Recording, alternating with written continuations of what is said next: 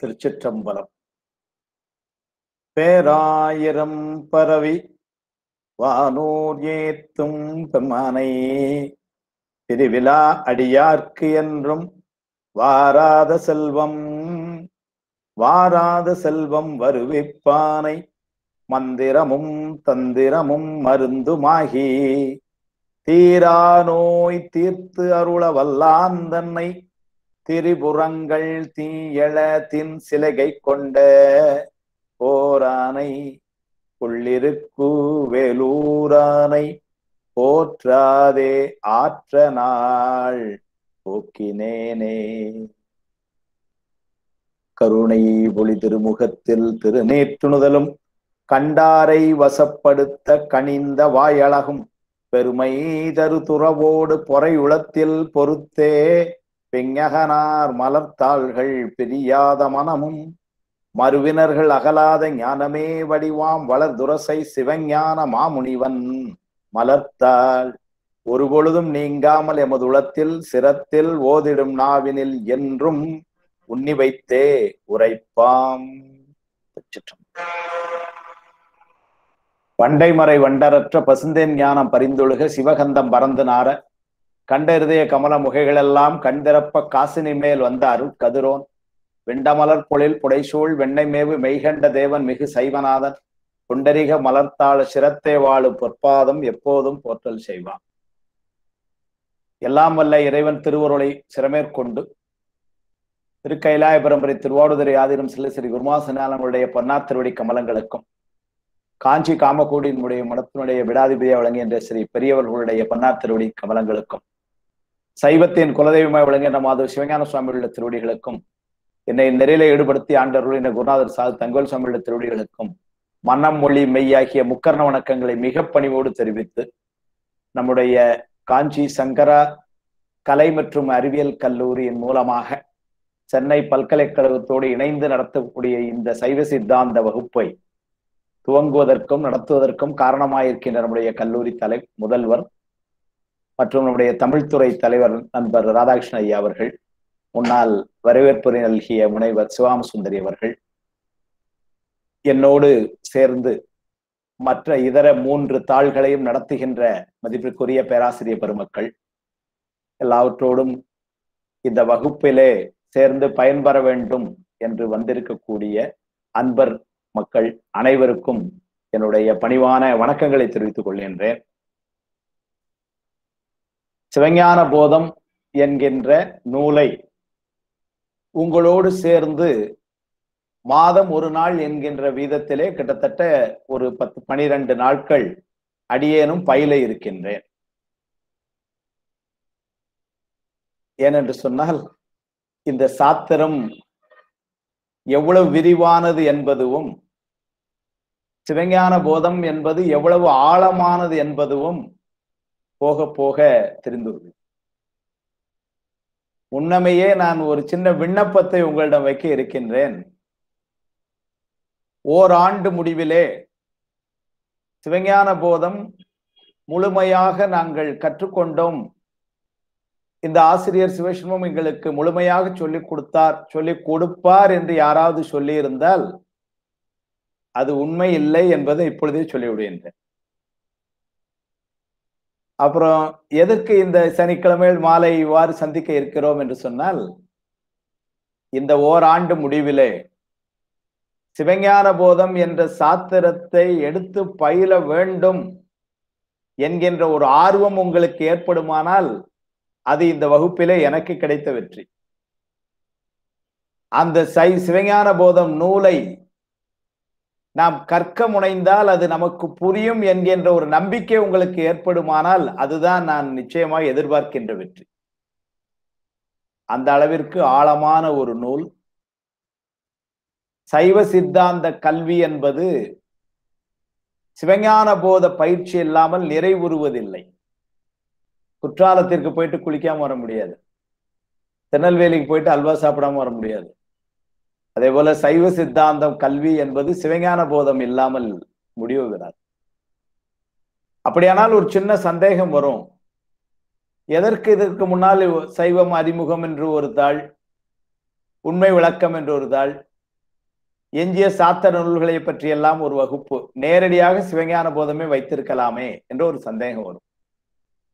அது எது போல என்று சொன்னால், இந்த கோடீஸ்வர நிகழ்ச்சியில 16வது கேள்விக்கு பதில் சொன்னா 1 கோடி கிடைக்கும்னா நேரம் அந்த கேள்வியே கேட்ட வேண்டியதானே அப்படின்னு எப்படி அது ஒரு நகைச்சுவைக்கு இடமா ஆகிவிடுமோ அது போல ஆகிவிடும்.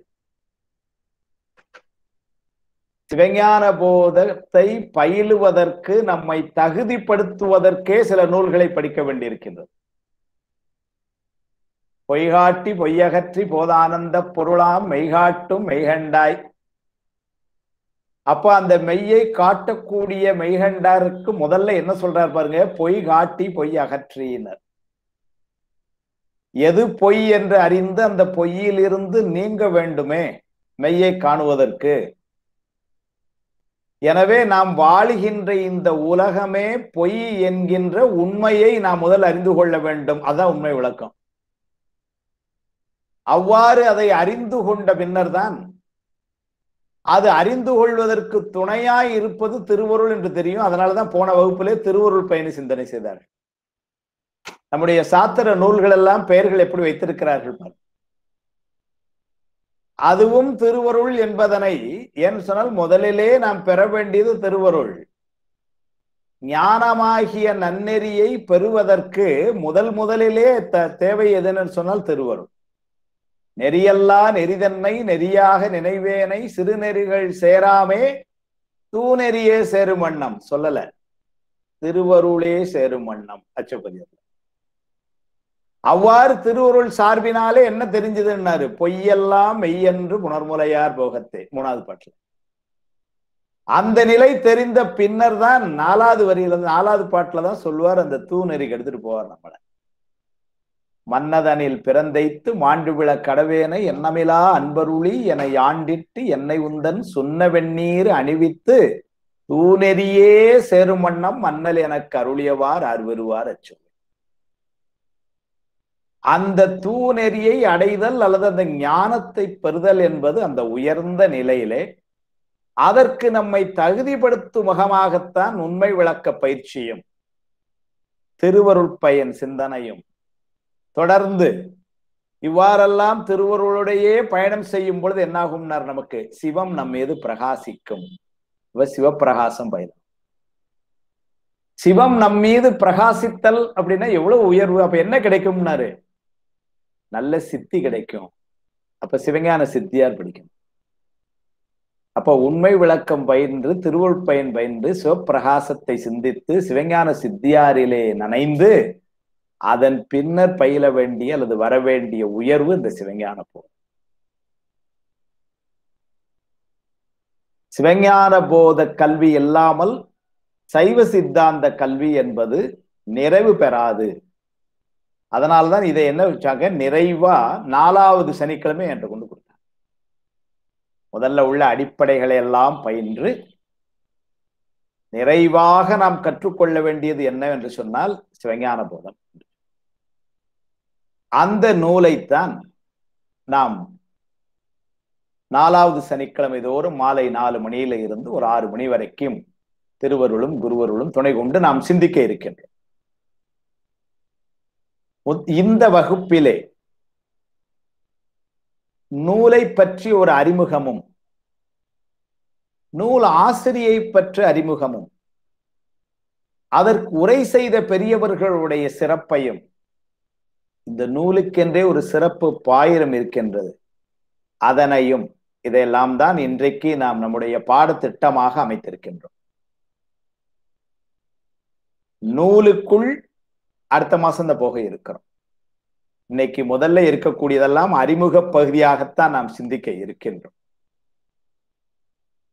அந்த வகையிலே இந்த சிவஞான போதம் என்கின்ற நூலை சொல்லும் பொழுதே பல இடங்கள்ல எப்படி சொல்லுவார், உயர் சிவஞான போதம் என்று சொல்லப்பட்டிருக்கும். மலர்தலை உலகின் மாயிருள் துமிய பலர்புகள் ஞாயிறு படரின் நல்லதை காண்டல் செல்லா கண்போல் ஈண்டிய பெரும்பெயர் கடவுளின் கண்டு கண் இருள் தீர்ந்து மயர்வு அற நந்திமுனிகணத்து அளித்த உயர் சிவஞான போதம் உரைத்தோன். சிறப்பு பயன். இந்த நூலை சொல்லும் பொழுதெல்லாம் எப்படி சொல்லுவாங்கன்னா உயர் சிவஞான போதம் என்று சொல்லுகிறார். தெரித்த குரு முதல்வர் உயர் சிவஞான போதம் செப்பினர் சிவபிராஸ். நூலை சொல்லும் பொழுதே உயர் சிவஞான போதம். அந்த உயர்வு என்ன என்பதனை இன்றைக்கு நாம் பார்க்க இருக்கின்றோம். இந்த நூலினுடைய ஆசிரியர் மெய்கண்ட தேவநாயனார். மெய்கண்ட தேவநாயனருடைய வரலாறு பல பேருக்கு தெரியும். இது முதல் வகுப்பு என்பதனால நான் ஒரு சின்ன அறிவிப்பும் உங்களுக்கு சொல்லிக்கொள்ள விரும்புகின்றேன். ஏனென்று சொன்னால் கிட்டத்தட்ட 100க்கும் மேற்பட்டோர் கலந்திருக்கக்கூடிய இந்த வகுப்பிலே பல பேர் கல்லூரி பேராசிரியர்களாகவும் பல்கலைக்கழக பேராசிரியர்களாகவும் முனைவர் பட்டம் பெற்றவர்களாகவும் இருப்பதை நான் காண்கின்றேன். சைவ சித்தாந்தத்தை நல்ல முறையிலே படித்து இதிலே சிவஞான போத நூலிலே ஆராய்ச்சி செய்கின்றவர்கள் கூட யாரேனும் இருக்கலாம். ஆனால் அதனால என்னை விட அனுபவத்திலும் கல்வியிலும் பெரியவர்களாக இருக்கிற பலரை நான் இதிலே பார்க்கின்றேன். இருந்தாலும் கூட என்னை போல வயதிலும் இளைஞனாய் சாத்திர அறிவிலும் இளைஞனாய் இருப்பவர்களும் சில பேர் இருக்கலாம் என கருதி மிக எளிமையாகவே இந்த பாடங்களை கொண்டு செல்ல வேண்டும் என்ற எண்ணத்தில் தான் அமைத்திருக்கின்றேன். அதனால ஒருவேளை இதெல்லாம் எங்களுக்கு ஏற்கனவே தெரியுமே ஏன் மீண்டும் சொல்லுகிறோம் என்ற ஒரு நினைப்பு பலருக்கு வருமாயினும் என் போன்ற சிலருக்கு நல்ல வேளை இதெல்லாம் விரிவாக சொன்னார்கள் என்று ஒரு எண்ணம் ஏற்பட வேண்டும் என்பதற்காக அவர்களையும் கருத்தில் கொண்டு இந்த வகுப்பு இயன்ற அளவிற்கு அடியேனால் மேன்மையான அந்த நூலை எளிமைப்படுத்த விரும்புகின்றேன். மெய்கண்டாருடைய வரலாறு நமக்கு எல்லாருக்கும் தெரியும். இருந்தாலும் நினைவு கூறுகிறோம். ஏன்னு சொன்னா ஒரு நூலை சிந்திக்கும் பொழுது நூல் ஆசிரியரை நினைந்து போற்றுதல் ஒரு மரபு. ராமாயணம் படிக்கிறோம் அப்படின்னு சொன்னா கம்பனை நினைக்கணும். பெரிய புராணம் படிக்கிறோம் அப்படின்னு சொன்னா சேக்கலார் சுவாமிகளை நினைக்கணும், வணங்கணும். அதனால இந்த சிவஞான போதத்தை சிந்திக்க இருக்கிறோம்னு சொன்னால் மெய்கண்டாரை நினைந்து போற்ற வேண்டும். திருமுனைப்பாடி நாட்டிலே திருப்பெண்ணாகடத்திலே தோன்றியவர்கள் மெய்கண்ட தேவநாயனார். நான் கதையை ரொம்ப விரிவா ரொம்ப சுருக்கமா சொல்லிடுறேன், எல்லாருக்கும் தெரிஞ்சிருக்குங்க. அச்சுத களப்பாளர் அவருடைய அப்பா பெயர். எல்லாரும் அச்சுத களப்பாளர் பேர் சொல்லுவாங்க. அவங்க அம்மா பேர் மங்களாம்பிகை. இந்த அச்சுத களப்பாளர் மங்களாம்பிகை தம்பதியினருக்கு சில நாட்களாக குழந்தை பேரு இல்லை. பொதுவா பாத்தீங்கன்னா அதுவும் ஒரு திருவருள். உரிய நேரத்திலே திருமணம் நடப்பதும் உரிய நேரத்திலே நாம் பெற்றோராவதும் அதுவும் திருவருள் துணையோடு. அந்த வாய்ப்பு அவர்களுக்கு சில காலம் இல்லாமல் இருந்திருந்தது போல. பெரிய புராணத்துல சொல்லுவார், கண்ணப்ப நாயனாருடைய தந்தையாருக்கு கண்ணப்ப நாயனார் ரொம்ப கொஞ்சம் காலந்தாழ்ந்துதான் பிறந்தார். அவர்கள் அவ்வாறு கண்ணப்ப நாயனாருடைய தாயும் தந்தையும் குழந்தை இல்லை என்று சொல்லி அங்கெல்லாம் வழிபாடு செய்து, அப்ப அவர்கள் எல்லாம் அந்த வேடூர்கள் முன்னால முருகப்பெருமானை எல்லாம் வழிபாடு செய்து செய்த போது ஊர்ல இருக்கிற 4 பேர் சொல்லிட்டு இருந்தாங்களாம், ஆமா இனிமேல் தான் இவர் குழந்தை பிறக்க போதாகும் அப்படின்ட்டு. இவர்க்கீனி புதல்வர் பேரே அரியதன்று எவரும் கூற பெரியவான. ஏன்னா பொதுவா பாத்தீங்கன்னா நமக்கு ஒரு துன்பம் என்னன்னு வந்ததுன்னா அதை விசாரிச்சுட்டு போறதுக்கு 2 பேர் வருவான். நம்மளே பரீட்சையில ஃபெயிலு, அது நாள் வரைக்கும் வராதவன் அன்னைக்கு வீட்டுக்கு என்ன ஃபெயில் ஆயிட்டீங்களாம்லா அப்படின்னு கேட்டு போவான். அதுல அவனுக்கு ஒரு சந்தோஷம். அவன் பாஸா ஃபெயில் ஆகுறது 2வது.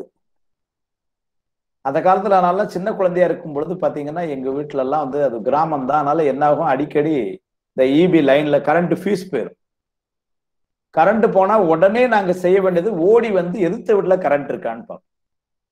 அங்கேயும் கரண்ட் இல்லைன்னா எங்களுக்கு இருக்கிற மகிழ்ச்சி பாத்தீங்கன்னா எங்களுக்கு கரண்ட் வந்தால மாதிரி ஒரு மகிழ்ச்சி. அங்க ஒருவேளை கரண்ட் இருந்தாதான் ஐயோ இப்ப நமக்கு மட்டும் போயிருக்கு. இதெல்லாம் எல்லாருக்கும் போயிருக்குன்னா பரீட்சையிலே பாருங்களேன், நம்ம ஃபெயில் ஆனது பரவாயில்ல, நம்ம டெஸ்க்ல பக்கத்துல இருக்கணும் ஃபெயில் ஆயிட்டான்னா கொஞ்சம் பரவாயில்ல. நாம மட்டும் ஃபெயில்னா சங்கடம். தனியா இருந்தா கொஞ்சம் மாட்டிக்கிடுவோம். கூட 4 பேரு துணைக்கு இருந்தா பரவாயில்ல. அதனால என்ன பண்ணுவாங்கன்னா, இந்த ஊர்ல இதெல்லாம் விசாரிக்கிறதுக்கு 4 பேர் வருவான். இத இப்ப சேக்கிழார் சுவாமிகள் பதிவு செய்யறாரு. இவர்க்கு இனி புதல்வர் பேரே அரியதென்று எவரும் கூற. ரோட்ல போறவன்லாம் அவனுக்கு என்ன இருக்குது சொல்லிட்டு போறான். அது மாதிரி அச்சுத கலப்பாளருக்கு நிலை வந்திருக்கும் போல எனக்கு தெரியுது. அதனால அவர் என்ன பண்றார், தன்னுடைய குல குருவான சகல ஆகம பண்டிதர், அவருடைய பெயரே பாருங்க, ஒரு ஆகமத்தை 2 ஆகமத்தை படிச்சவர் இல்ல, ஒரு ஆகமத்தை 2 ஆகமத்தை மனப்பாடம் செஞ்சவர் இல்ல இல்ல இல்ல, சகல ஆகமங்களையும் அதுல ஒரு பண்டிதராய் விளங்குகின்றார். சகல ஆகம பண்டிதர் அவர். அவற்றை இவர் தன்னுடைய குறையை சொல்லும் பொழுது, அச்சுத கலப்பாளர் அந்த குறையை சொல்ல, அவர் என்ன பண்றார், ஞானசம்பந்தருடைய தேவாரத்திலே கயிறு சாத்தி பார்த்து, அப்பொழுது வந்த பதிகம் திருவெண்காட்டு பதிகம், கண்காட்டு முதலானம், எல்லாருக்கும் தெரிஞ்ச பதிகம். அந்த பதிகம் வர அதுல 2வது பாட்டிலேயே அந்த செய்தியை ஞானசம்பந்தர் எப்போ 13ஆம் நூற்றாண்டு நடந்த இந்த நிகழ்வு எப்போ 7ஆம் நூற்றாண்டுல ஞானசம்பந்தர் பாடிட்டு போயிருக்கிறார். பேயடையா பிரிவெய்தும் பிள்ளையனோடு உள்ள நினைவு ஆயினவே வரம் பெறுவர் ஐயுற வேண்டா. எவ்வளவு பெரிய ஒரு அழுத்தம் கொடுக்கிறார் பாருங்க. பேயடையா பிரிவெய்தும் பிள்ளையனோடு உள்ள நினைவாயினவே வரம் பெறுவர் ஐயுற வேண்டா. வேயன தோளுமை வங்கன் வெண்காட்டு முக்குள நீர் தொய்வனையார் அவர்தம்மை தோயாவாம் தீவினைய. அந்த பாட்டை பார்த்த உடனே இவருக்கு கிட்டத்தட்ட ஒரு குழந்தை பேரே கிடைச்ச மாதிரி ஒரு மகிழ்ச்சி. அதனால என்ன பண்ணார், தன்னுடைய குல குருவினுடைய வழிகாட்டுதலின்படி திருவெண்காட்டு தலத்துக்கு போய், திருவெண்காட்டு தலம் பல பேருக்கு தெரிஞ்சிருக்கும், சீர்காழியில இருந்து பூம்புகார் போற பாதையில இருக்கு, பெரிய கோயில், இன்னைக்கும் அருமையா வழிபாடுகள் நடந்து விட்டு. அந்த கோயிலுக்குள்ள 3 குளம், கோயிலுக்குள்ளேயே 3 குளம், சூரிய தீர்த்தம், சந்திர தீர்த்தம், அக்னி தீர்த்தம், 3 குளம்.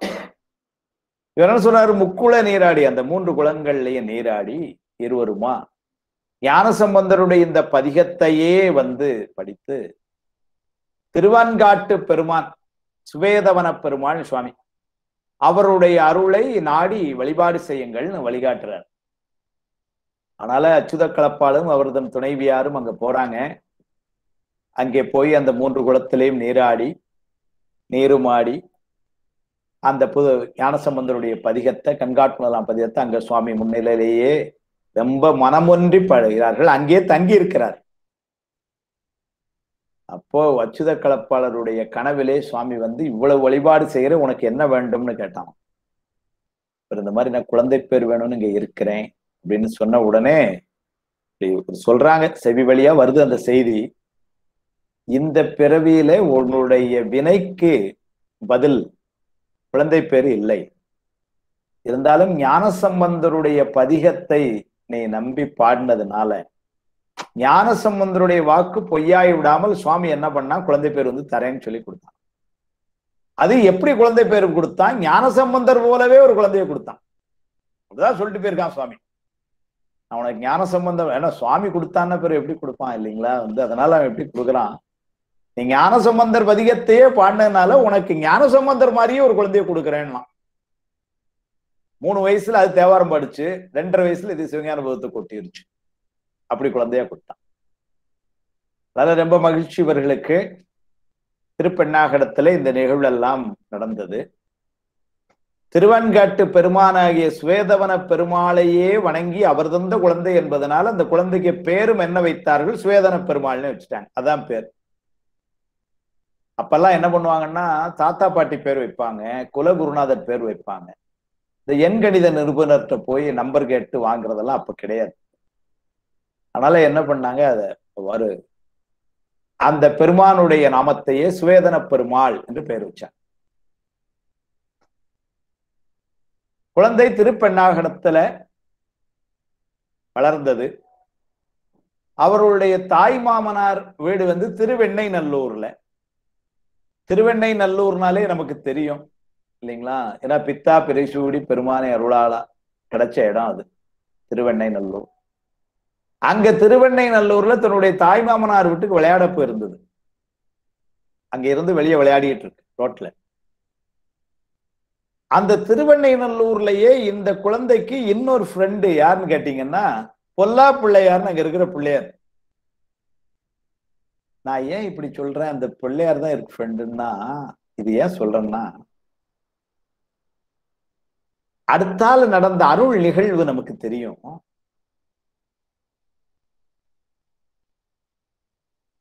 சத்தியஞான தரிசனுடைய மாணாக்கராக விளங்கிய பரஞ்சோதி மாமுனிகள் யார்? இந்த சத்தியஞான தரிசன சனற்குமாரருக்கு மாணவர்.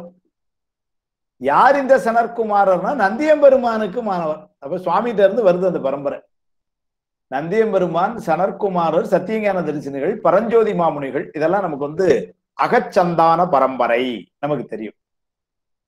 அந்த அகச்சந்தான பரம்பரையிலே கடைசியாக அல்லது நான்காவதாக வந்த பரஞ்சோதி மாமுனிகள் கைலாயத்துல இருந்து கிளம்பி பொதிகை மலைக்கு வரார். ஏன்னா பொதிகை மலை தான் அகஸ்தியர் வாசம் செய்யறார். அதனால அகஸ்தியரை வழிபாடு செய்வதற்காக பரஞ்சோதி மாமுனிகள் கைலாயத்துல இருந்து பொதிகைக்கு வாரதும் பொதிகையிலிருந்து கைலாயம் போறதும் அவருக்கு பாயிண்ட் டு பாயிண்ட் மாதிரி வந்துட்டு போயிட்டு இருக்கிறார். அப்படி ஒரு நாள் காலையில வரும் பொழுது திருவெண்ணைநல்லூரிலே ஒரு ஒளி கீற்று தடுக்க அந்த விமானத்தை கிளறிட்டார். என்னன்னு அப்பதான் பாக்குறாரு, ரோட்ல ஒரு 2.5 வயசு குழந்தை வெளியே விளையாடிக்கிட்டு இருக்கு. அந்த குழந்தையினுடைய பக்குவத்தால் ஏற்பட்ட ஒளி வெள்ளம் தான் இவரை தடுத்தது. அப்படின்னா அந்த குழந்தையினுடைய சத்தினிபாதம்னு நம்ம பின்னாடி படிப்போம். அந்த சத்தினிபாத நிலையிலே 4ஆம் நிலையாகிய, அதாவது உயர்ந்த நிலையாகிய தீவிரதர பக்குவத்திலே இருந்தது குழந்தை. மந்ததரம், மந்தம், தீவிரம், தீவிரதரம்னு சத்தினிபாதத்துல 4 நிலை. அதிலே 4ஆவது நிலையாகிய தீவிரதர நிலையிலே இருந்த குழந்தை பார்த்த உடனே என்ன பண்ணார், தன்னுடைய ஆசிரியர் சத்தியஞான தரிசனிகள் தமக்கு உபதேசம் பண்ணதை அப்படியே இந்த குழந்தைக்கு உபதேசம் பண்ணிட்டார். சந்தான பரம்பரை எல்லாம் உபதேசமாக வருவது. ஆனால என்ன பண்ணிட்டார், தனக்கு தன்னுடைய ஆசிரியர் கொடுத்த அந்த செய்தியெல்லாம் இந்த குழந்தைக்கு உபதேசம் பண்ணிட்டார். நான் ஏன் இந்த பொல்லா பிள்ளையார இவர் நண்பரா வச்சிருந்தார்னு சொன்னேன் அப்படின்னா, நீங்க யோசிச்சு பாருங்க, 2.5 வயசு குழந்தை நம்ம மாதிரி இந்த உலகத்துல உள்ள சாதாரண குழந்தைகளா இருந்தா அந்த மாதிரி குழந்தைகளோட சேர்ந்து அநேகமா ரோட்ல மண்ணெல்லாம் எடுத்து வரவங்க ஒரு மூலை போட்டு விளையாடிட்டு இருந்திருக்கும். சத்தினிபாதத்திலே 4ஆவது நிலையிலே உயர்ந்து நிற்கக்கூடிய ஒரு குழந்தை கைலாயத்தில் இருந்து பொதிகை மலைக்கு வந்த சந்தான குரவரை தடுத்து நிறுத்துகின்ற ஆற்றல் உடைய குழந்தை என்று சொன்னால் அது விநாயகரோட தான் பழக்கத்துல இருந்திருக்கும். அதனால என்ன பண்ணார், உபதேசத்தை வாங்கினார். நேர என்ன பண்ணார், தன் ஃப்ரெண்டு தான் போறாரு. யார்கிட்ட? பொல்லா பிள்ளையார்ட்ட. பிள்ளையார்ப்பா, பரஞ்சோதி மாமுனிகள் வந்தார், என்னமோ கச்ச உபதேசம் பண்ணிட்டு போயிட்டார். அதையெல்லாம் முழுமையா எனக்கு புரியறத நீங்க தான் செய்யணும் அப்படின்னு விநாயகப் பெருமான்கிட்ட வணக்கம் வைக்கிறார். நல்லால் மலைவில்லார் அருளிய பொல்லார் இணைமலர் நல்லார் முனைவரேன்னு அந்த நூலு காப்புச்சொல் ஆரம்பிக்கிறார். அந்த விநாயகப் பெருமானுடைய அருளாலே அதை காதிலே வாங்கி அதையெல்லாம் உணர்ந்து பின்னால் பலவேறு மாணாக்கர்களுக்கு அவர் உபதேசம் செய்கிறார். இவ்வாறு நடந்த ஒரு அருள் நிகழ்வினாலும் பக்குவத்தினுடைய உயர்வினாலும் பல பேர் அவருடைய மாணாக்கர்களாக விரும்பி மெய்கண்டாருடன் நேரடியாக பாடம் கேட்டவர்கள் 49 பேர். அவ்வாறு அந்த பாடம் இங்கு நடப்பதனை அறிந்து தன்னுடைய தந்தையாராகிய குலகுரு சகல ஆகம பண்டிதர் ஒரு நாள் அவர் துறையூர்ல இருந்து இங்க வரார். இந்த குழந்தை பாடம் சொல்லி கொடுத்து கொண்டிருக்கு, எல்லாரும் கேட்டுட்டு இருக்கிறாங்க. நேரம் அந்த இடத்துக்கு வரார். வந்து அன்றைக்கு பாடம் என்ன நடந்திருக்கு? ஏன்னா இந்த எங்க என்ன பாடம் நடந்திருக்கும்? சுத்தி சுத்தி பதிபசு பாசம், அதான் பாடம். பலகலை வேகமும் வேதம் யாவையினும் கருத்து பதிபசு பாசம் தெரித்தல் சிவபிரகாசம். பயில வேண்டுவதெல்லாம் பதிபசு பாசம் தான். அதை அந்த குழந்தை எங்க பாடமா நடத்தி கொண்டிருந்தது. அன்னைக்கு வரும் பொழுது இவர் வர்ற நேரத்துல நடந்த பீரியடு பாசத்தை பத்தி பீரியடு நடந்துகிட்டு இருக்கு. அதனால இவர் அந்த குழந்தைகிட்ட கேட்கிறார், ஆணவம் என்பதன் பொருள் யாது, ஆணவத்தினுடைய வடிவம் யாதுன்னு கேட்டார். அதுல 2 செய்தி சொல்றாங்க. ஒண்ணு, தன்னுடைய விரலால அந்த சகல ஆகம பண்டிதரை இப்படின்னு காமிச்சாராம். இன்னொன்னு சொல்றாங்க, இன்னும் உயர்வா, இந்த விரலை கூட காட்டல, பார்வையில மேல இருந்து கீழ வரைக்கும் பார்த்தாருங்கிறாங்க. விரலை காட்டினாரோ காட்டலையோ, ஆனா பார்த்தார். இந்த பார்த்த மாத்திரத்திலேயே சலகாமணி என்ன பண்ணார், அப்படியே கீழே விழுந்து மெய்கண்டாருடைய திருவடிகள்ல விழுந்து என்னையும் மாணவனா ஏற்றுக்கொள்ள வேண்டும்னு கேட்டார். இதுல ஒரு நுட்பம் என்னன்னா, சில பேர் தெரியாததுனால, ஏண்டா என் மாணாக்கருக்கு பையன் ஒரு பொடி பையன், நீ கிளாஸ் சொல்ல எல்லாரும் கேட்கிறாங்க அப்படின்னு, அது என்னதான் நடக்குன்னு பார்ப்போம் அப்படின்னு வந்தார். அவருக்கு ஒரு ஆணவம் அப்படின்னு அப்படி சொல்லவே கூடாது. ஏன்னா யார் அந்த அருணந்தி சிவாச்சாரியார்? மெய்கண்ட தேவநாயனாருடைய தலை மாணாக்கர் எடுத்தால. இனிமே நடக்க போறது அதுதான். மெய்கண்ட தேவநாயனாருடைய முதன்மை மாணாக்கராகவும் புறச்சந்தான பரம்பரையிலே மெய்கண்டாருக்கு அடுத்தபடியாக 2வதாகவும் விளங்கக்கூடிய அருணந்தி சிவாச்சாரியாருக்கு ஆணவ மலம்னு நம்ம சொல்லலாமா? மரபு கருதி கூட சொல்லக்கூடாது. உண்மையிலே ஒருவேளை அவருக்கு ஆணவ மலம் இருந்திருக்குமானால் உடனடியாக அவர் காலில் விழுந்து இருந்திருப்பாரா? இல்லை. அதனால அவ்வாறு சொல்லக்கூடாது. என்ன பண்ணார், தன்னையும் மாணாக்கரா ஏற்றுக்கொள்ள வேண்டும்னார். உடனே அவருக்கு சிவதீட்சை செய்தருளி மெய்கண்ட தேவநாயனார் அவருக்கு தீட்சையும் செய்து வைத்து சிவஞான உபதேசம் செய்து வைக்கிறார். பரஞ்சோதி மாமுனிகள் எப்படி மெய்கண்டாருக்கு செஞ்சு இவருக்கு மெய்கண்டார் என்று ஒரு நாமத்தை சூட்டினாரோ, சுவேதவன பெருமாள் இப்ப மெய்கண்டார் ஆனது போல சகலாகம பண்டிதர் இப்பொழுது அருளந்தி சிவம் என்று ஆயிட்டார். அந்த பெயரை வச்சது யாருன்னா மெய்கண்ட தேவநாயனார். நீங்க அந்த காலத்துல அந்த பக்குவ உயர்வு பாருங்க. மெய்கண்டாருக்கு வயசு ஒரு 2.5 to 3. அருணந்தி சிவாச்சாரியருக்கு வயசு என்னமோ ஒரு 70+. 70+ இந்த 3 காலில் விழுந்து கிடக்கு. பக்குவத்தினாலான உயர்வு. இதெல்லாம் நடந்த காலம், அல்லது மெய்கண்டாருடைய காலம் சொன்னா ஊர் திருப்பெண்ணாகடம்னு சொன்னோம். அது காலம் அப்படின்னு பாத்தீங்கன்னா 13ஆம் நூற்றாண்டு, 1232. இதுதான் மெய்கண்டார் தோற்றம் செய்த ஆண்டாக இருக்க வேண்டும் என்று வரலாற்று ஆராய்ச்சியாளர்கள் சொல்றாங்க. பொதுவா இந்த வருடங்கள் எல்லாம் ஞாபகத்தில் வைத்துக் கொள்வது கொஞ்சம் கடினம். நான் இப்ப திடீர்னு மாணவர்கள்ட்ட பானிப்பட்டு போர் எந்த ஆண்டு நடந்ததுன்னு கேட்டேன்னு வச்சுக்கோங்களேன், சார் பானிப்பட்டு போர் நடந்ததே மறந்து போச்சு, இப்போ அது எந்த ஆண்டுன்னு எப்படி ஞாபகம் இருக்கும்? இல்லை. 2.5 வயசுல சிவஞான போதம் பண்ணார் அப்படின்னா அப்ப சிவஞான போதம் தோன்றிய ஆண்டு 1234.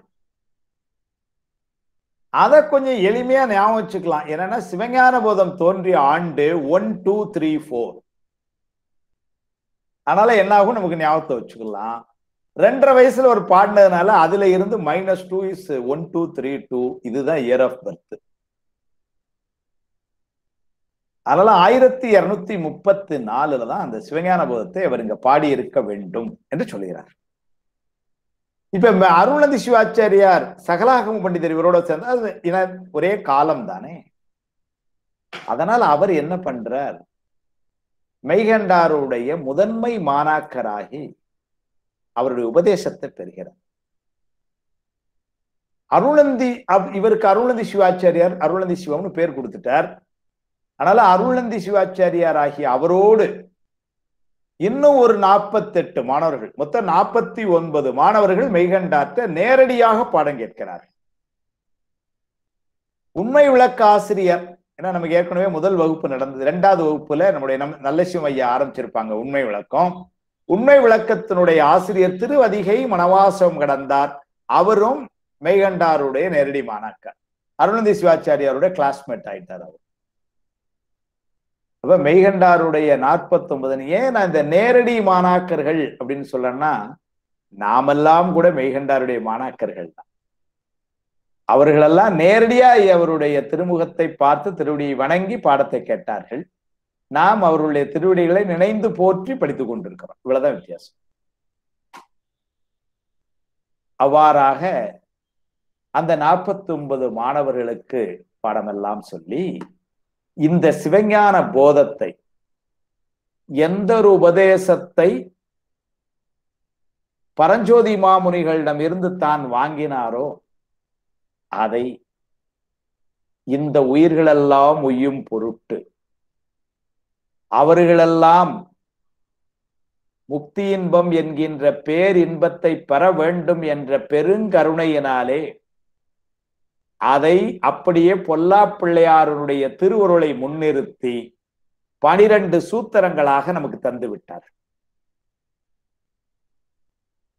எங்கிருந்து வந்தது? பரஞ்சோதி மாமுனிகள்கிட்ட இருந்து மெய்கண்டாருக்கு வந்து, மெய்கண்டார்ட்ட இருந்து நமக்கு வந்துருச்சு. இதுல ஒரு இடம் இன்னும் ஆராய்ச்சிக்குரியதாகவே இருக்கு. அது அப்படியே ஆராய்ச்சியாளர்கள்ட்டே விட்டுறலாம். வடமொழியில் ஏற்கனவே இருக்கின்றது,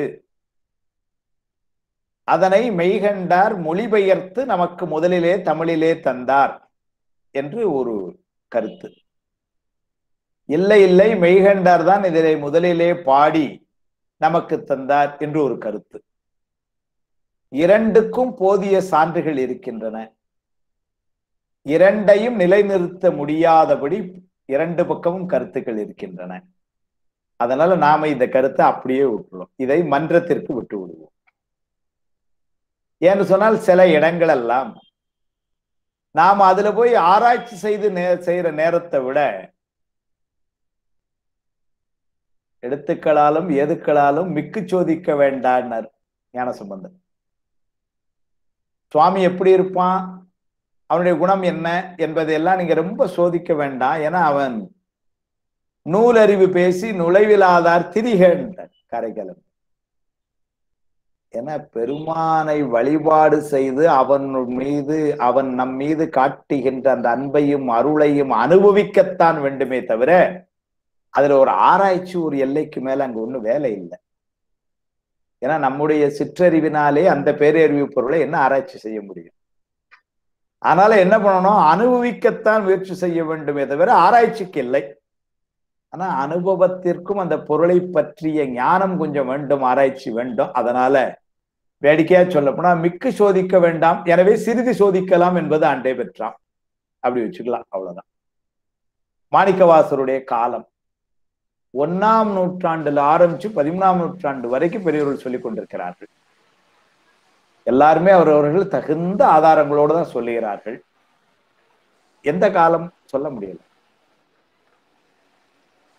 அதனால இப்ப அதுல போய் பெரிய ஒரு ஆராய்ச்சி செய்யறதை விட அவர் தந்த திருவாசகத்தையும் திருக்கோவையாரையும் இணைந்து சிந்தித்தல், அதுவே ஒரு பெரிய, இந்த உயிர் உய்வு பெறுவதற்கு அது போரும். அதுதான் வேணும். வாய்பரியோன் தந்த பரம ஆனந்த பயனை தூய திரு வாய்மலரால் சொற்செய்து மாய கருவாத யாம் அறியாதவாறு செய்தான் கண்டாய் திருவாத ஒரு ஆளும் தேடினார் திருக்களிற்றுப்படியார். அதனால மாய கருவாதை யாம் அறியாதவாறு செய்தான் கண்டாய். இன்னொரு பிறப்பு நான் வராதபடி செய்தான்னார். எது? மாணிக்கவாசர் தந்த திருவாசம் திருக்கோயாருக்கும் அப்படி செஞ்சுதான். வாய்பரியோன் தந்த பரம ஆனந்த பயனை தூய திரு வாய் மலரால் சொற்செய்து மாய கருவாதை யாம் அறியாதவாறு செய்தான் கண்டாய் திருவாதூர் வாழும் தேடினார். ஆனால் நம்ம சிந்தனை, நம்முடைய எண்ணம் நேரமெல்லாம் அது நோக்கி இருக்கட்டும். அந்த வகையிலே இது வடமொழியிலிருந்து தமிழுக்கு வந்ததா, தமிழிலேயே துவக்கம் பெற்றதா என்பதிலே ஒரு பெரிய ஆராய்ச்சி செய்யறதை விட இந்த 12 சூத்திரத்தை புரிஞ்சுக்கிறதுக்கு அந்த முயற்சி எடுத்துக்கொள்ளலாம். அதுவே ஒரு பெரிய ஆராய்ச்சியா இருக்கும். எனவே சனற்குமார் உபதேசம் பண்ணது பரஞ்சோதி மாமுனிகள். பரஞ்சோதி மாமுனிகள் வந்த பரம்பரை அதை சொல்லிட்டோம். திரு கைலாய பரம்பரை அது.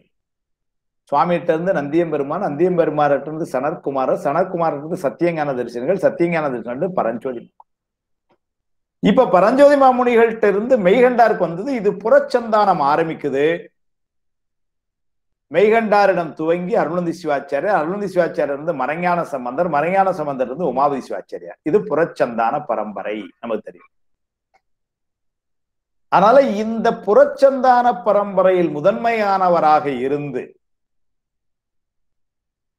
அருணந்தி சிவாச்சாரியார், மணவாசம் முடந்தார் உள்ளிட்ட மாணாக்கர்களுக்கெல்லாம் நேரடி குருவாக விளங்கிய மெய்கண்ட தேவநாயனார் ஒரு ஐப்பசி மாதம் சுவாதி நன்னாளிலே இறைவன் திருவடி பேறு பெற்றார் என்பதுதான் வரலாறு. இன்றைக்கு மெய்கண்டாருடைய திருக்கோயில் திருவெண்ணை நல்லூரிலே மிகச் சிறப்பாக வழிபாடுகளோடு சிறந்து விளங்கி கொண்டிருக்கிறது. எனவே நூல் ஆசிரியருடைய வரலாறு நான் ஒரு சுருக்கமா சொல்லி நிறைவு பண்ணிட்டேன். ஏன்னா அவர் நினைவு கொள்ளணும், அதுக்காக சொல்லிட்டேன். இந்த நூலுக்கு உரை செய்த பெருமக்கள் காலத்தால் இன்றைக்கு பல்வேறு உரைகள் நாம் பார்த்து கொண்டிருக்கின்றோம். எப்பவுமே நூலாசிரியரை வணங்குகின்ற வரையில நாம நூல் உரையாசிரியர்களையும் வணங்கணும். ஏன்னா நமக்கெல்லாம் புரிகிற மாதிரி எடுத்து சொல்றது அவங்க தானே. இரண்டாவது, ஒவ்வொரு உரையாசிரியர் ஒவ்வொரு நுட்பத்தை காட்டி நம்மை மகிழ்விப்பார்கள். அவரவர்களுக்கு திருவருள் எவ்வாறு உணர்த்திற்றோ அந்த வகையில். அதனால பயிலுகின்ற நிலையில இருக்கின்ற நமக்கெல்லாம் இந்த உரையாசிரியர்களுடைய உதவி இன்றியமையாது. முதல் உரை சிவஞான போதத்திற்கு என்று சொன்னால் அதை எழுதியவர்கள் அவருடைய நேரடி மாணாக்கர்னு இவ்வளவு நேரம் சொன்ன அருணந்தி சிவாச்சாரியார். சிவஞான சித்தியார் என்ற நூலை 600க்கும் மேற்பட்ட செய்யுட்கள்ல 12 சூத்திரம் 40 வரி கூட்டி கழிச்சா 40 வரி நினைச்சா ஒரே நாள்ல மனப்பாடம் பண்ணிடலாம். ஆனா மனப்பாடம் மட்டும்தான் பண்ண முடியும், அதுக்கு மேல ஒண்ணும் புரியல, அது வேற. அந்த 40 வரிகளுக்கு உரை பாத்தீங்கன்னா 600க்கும் மேற்பட்ட பாடல்கள். மெய்கண்டார் உயர்ந்த நிலையிலே இருந்து சொன்ன செய்திகளை எல்லாம் நம் போன்ற சாமானியர்களும் புரிந்து கொள்ள வேண்டும் என்கின்ற நோக்கிலே மிக விரிவாகவும் தெளிவாகவும் அமைத்து தந்த பெருமை அருணந்தி சிவாச்சாரியார் கூறியது. செய்யுள் வடிவிலேயே உரை, செய்யுளுக்கு செய்யுள் உரை. அதன் பின்னர் பாண்டி பெருமாள் விருத்தி உரை, அது உரைநடையா வந்தது. அதன் பின்னர் தான் கிட்டத்தட்ட 18ஆம் நூற்றாண்டிலே 1752 1785 மாதவ சிவஞான முனிவர் சிவஞான போதத்திற்கு ஒரு சிற்றுரையும் சிவஞான போதத்திற்கு ஒரு பேருரை மாபாடியம் என்ற ஒன்றையும் அருளி செய்தார். சிவஞான போத நூலுக்கு சுவாமிகளே 2 உரை செய்திருக்கிறார். சிவஞான சுவாமி சிவஞான போத சிற்றுரை என்று ஒன்று உண்டு, சிவஞான போத பேருரை அல்லது மாபாடியம் என்று பெயர். இந்த சிவஞான சித்தியார் அருணந்தி சிவாச்சாரியார் தந்த சிவஞான சித்தியார் நூலும் சிவஞான சுவாமிகள் தந்த சிவஞான மாபாடியம் அல்லது சிவஞான போத பேருரையும் ஒருவேளை கிடைக்காமல் போயிருந்தால் மெய்கண்டாருடைய உள்ள கிடக்கை என்ன என்பதனை முழுவதுமாக நம்மால் புரிந்து கொண்டிருக்க முடியாது என்பது சித்தாந்த சான்றோர்களுடைய துணிவு. ஏன்னா மெய்கண்டார் அவ்வளவு நுட்பமாக அதை செய்வதனால அதையெல்லாம் புரிந்து கொள்வதற்கு இந்த 2 உரைகள் இல்லைன்னா முடியாது. சிவஞான சுவாமிகளுடைய உரைக்கு பின்னர் அதை சார்ந்தும் மெய்கண்டாருடைய சிவஞான போது சில உரைகள் வந்தன. சிவஞான போத சிற்றுரைக்கு தூத்துக்குடி போ முத்தையா பிள்ளை அவர்கள் எழுதிய சிவஞான போத சிற்றுரை விளக்கம் என்ற ஒரு நூல் வந்தது. அதே போல கழக புலவர் ராமநாத பிள்ளை எழுதிய சிற்றுரை விளக்கம் ஒன்று வந்தது. மகா வித்வான் அருணை வடிவேல் முதலியார் ஐயா அவர்கள் சிவஞான போத சிற்றுரை விளக்கம் என்று செய்தார். இதெல்லாம் அண்மை காலங்களில் கிடைக்கக்கூடிய நூல்களாக. தர்மபுர தமிழ் கல்லூரியிலே முதல்வராய் இருந்து ஓய்வு பெற்றவர்கள் கு சுந்தரமூர்த்தி ஐயா அவர்கள் சிவஞான போத சிற்றுரைக்கு விளக்கம் செய்தார்கள். திருவாவடுதுறை ஆதீனம் சிவஞான போத சிற்றுரை தெளிவு என்று ஒரு நூலை 2 தொகுதிகளாக 1963 வெளியிட்டார்கள். சிவஞான முனிவரது உரையை அடிப்படையா வச்சு சிவஞான போது நூலுக்கு அந்த நூல் முழுவதையும் உரை நடையிலே காசிவாசி செந்திநாத ஐயர் அவர்கள் உரை செய்தார்கள். சிவஞான போத வசனலங்கார தீபம் என்று அதுக்கு பெயரிட்டார்கள். இன்னைக்கு நல்ல ஒரு பெரிய நல்ல நமக்கு திருவருள் என்னன்னா அந்த நூல்கள் எல்லாம் கிடைக்குது. சிவஞான போத வசனலங்கார தீபம் என்று காசிவாசி செந்திநாத ஐயர் அவர்கள் எழுதிய நூல். அதே போல பின்னால் கா சுப்பிரமணிய பிள்ளை, எம்எல் பிள்ளை என்று அழைப்பார்கள். கா சுப்பிரமணிய பிள்ளை மெய்கண்டாரும் சிவஞான போதமும் என்று அவர்கள் மெய்கண்ட நூல்களை வரிசையிலே சிவஞான போதத்திற்கும் உரை செய்தார். சிவஞான போத நூலுக்கு திறவுகோலாக பயன்படுகின்ற வகையிலே 2 நூல்கள் வஜ்ரவேல் முதலியார் அவர்கள் எழுதினார்கள். சிவஞான போத திறவு என்ற ஒரு நூல் திருவாவடுதுறை ஆதீனத்திலிருந்து 1974 பதிப்பித்தார்கள். அப்புறம் சிவஞான மாபாடிய திறவு அப்படி ஒரு நூல், அது 1977 சென்னை பல்கலைக்கழகம் வெளியிட்டார்கள்.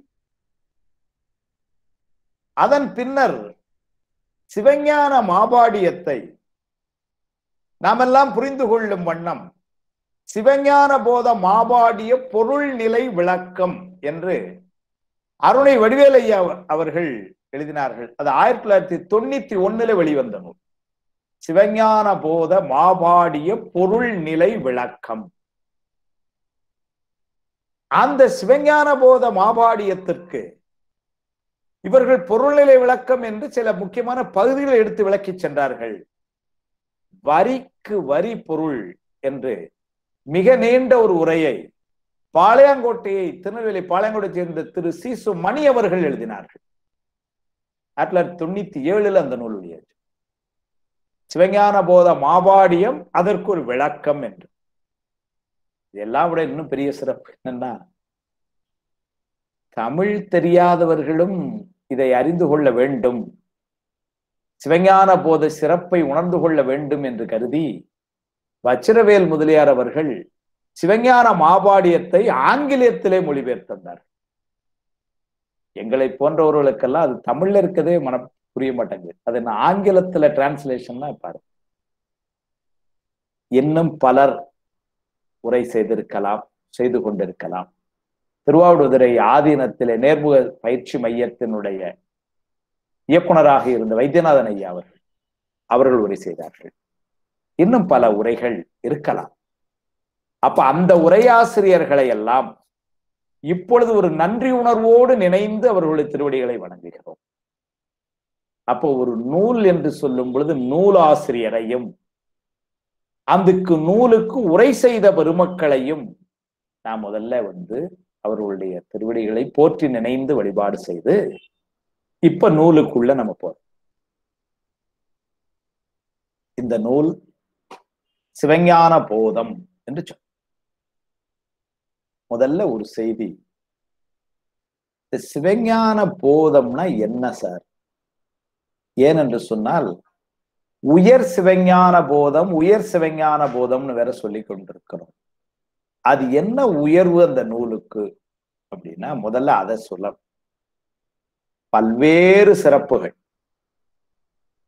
ஏன் இந்த உயர்வு என்பதனையே ஒரு வகுப்பு நம்ம தனியா செய்யலாம். ஆனா அவ்வளவுக்குள்ள நமக்கு டைம் இல்லை. 12 வகுப்பு தான் கொடுத்திருக்காங்க.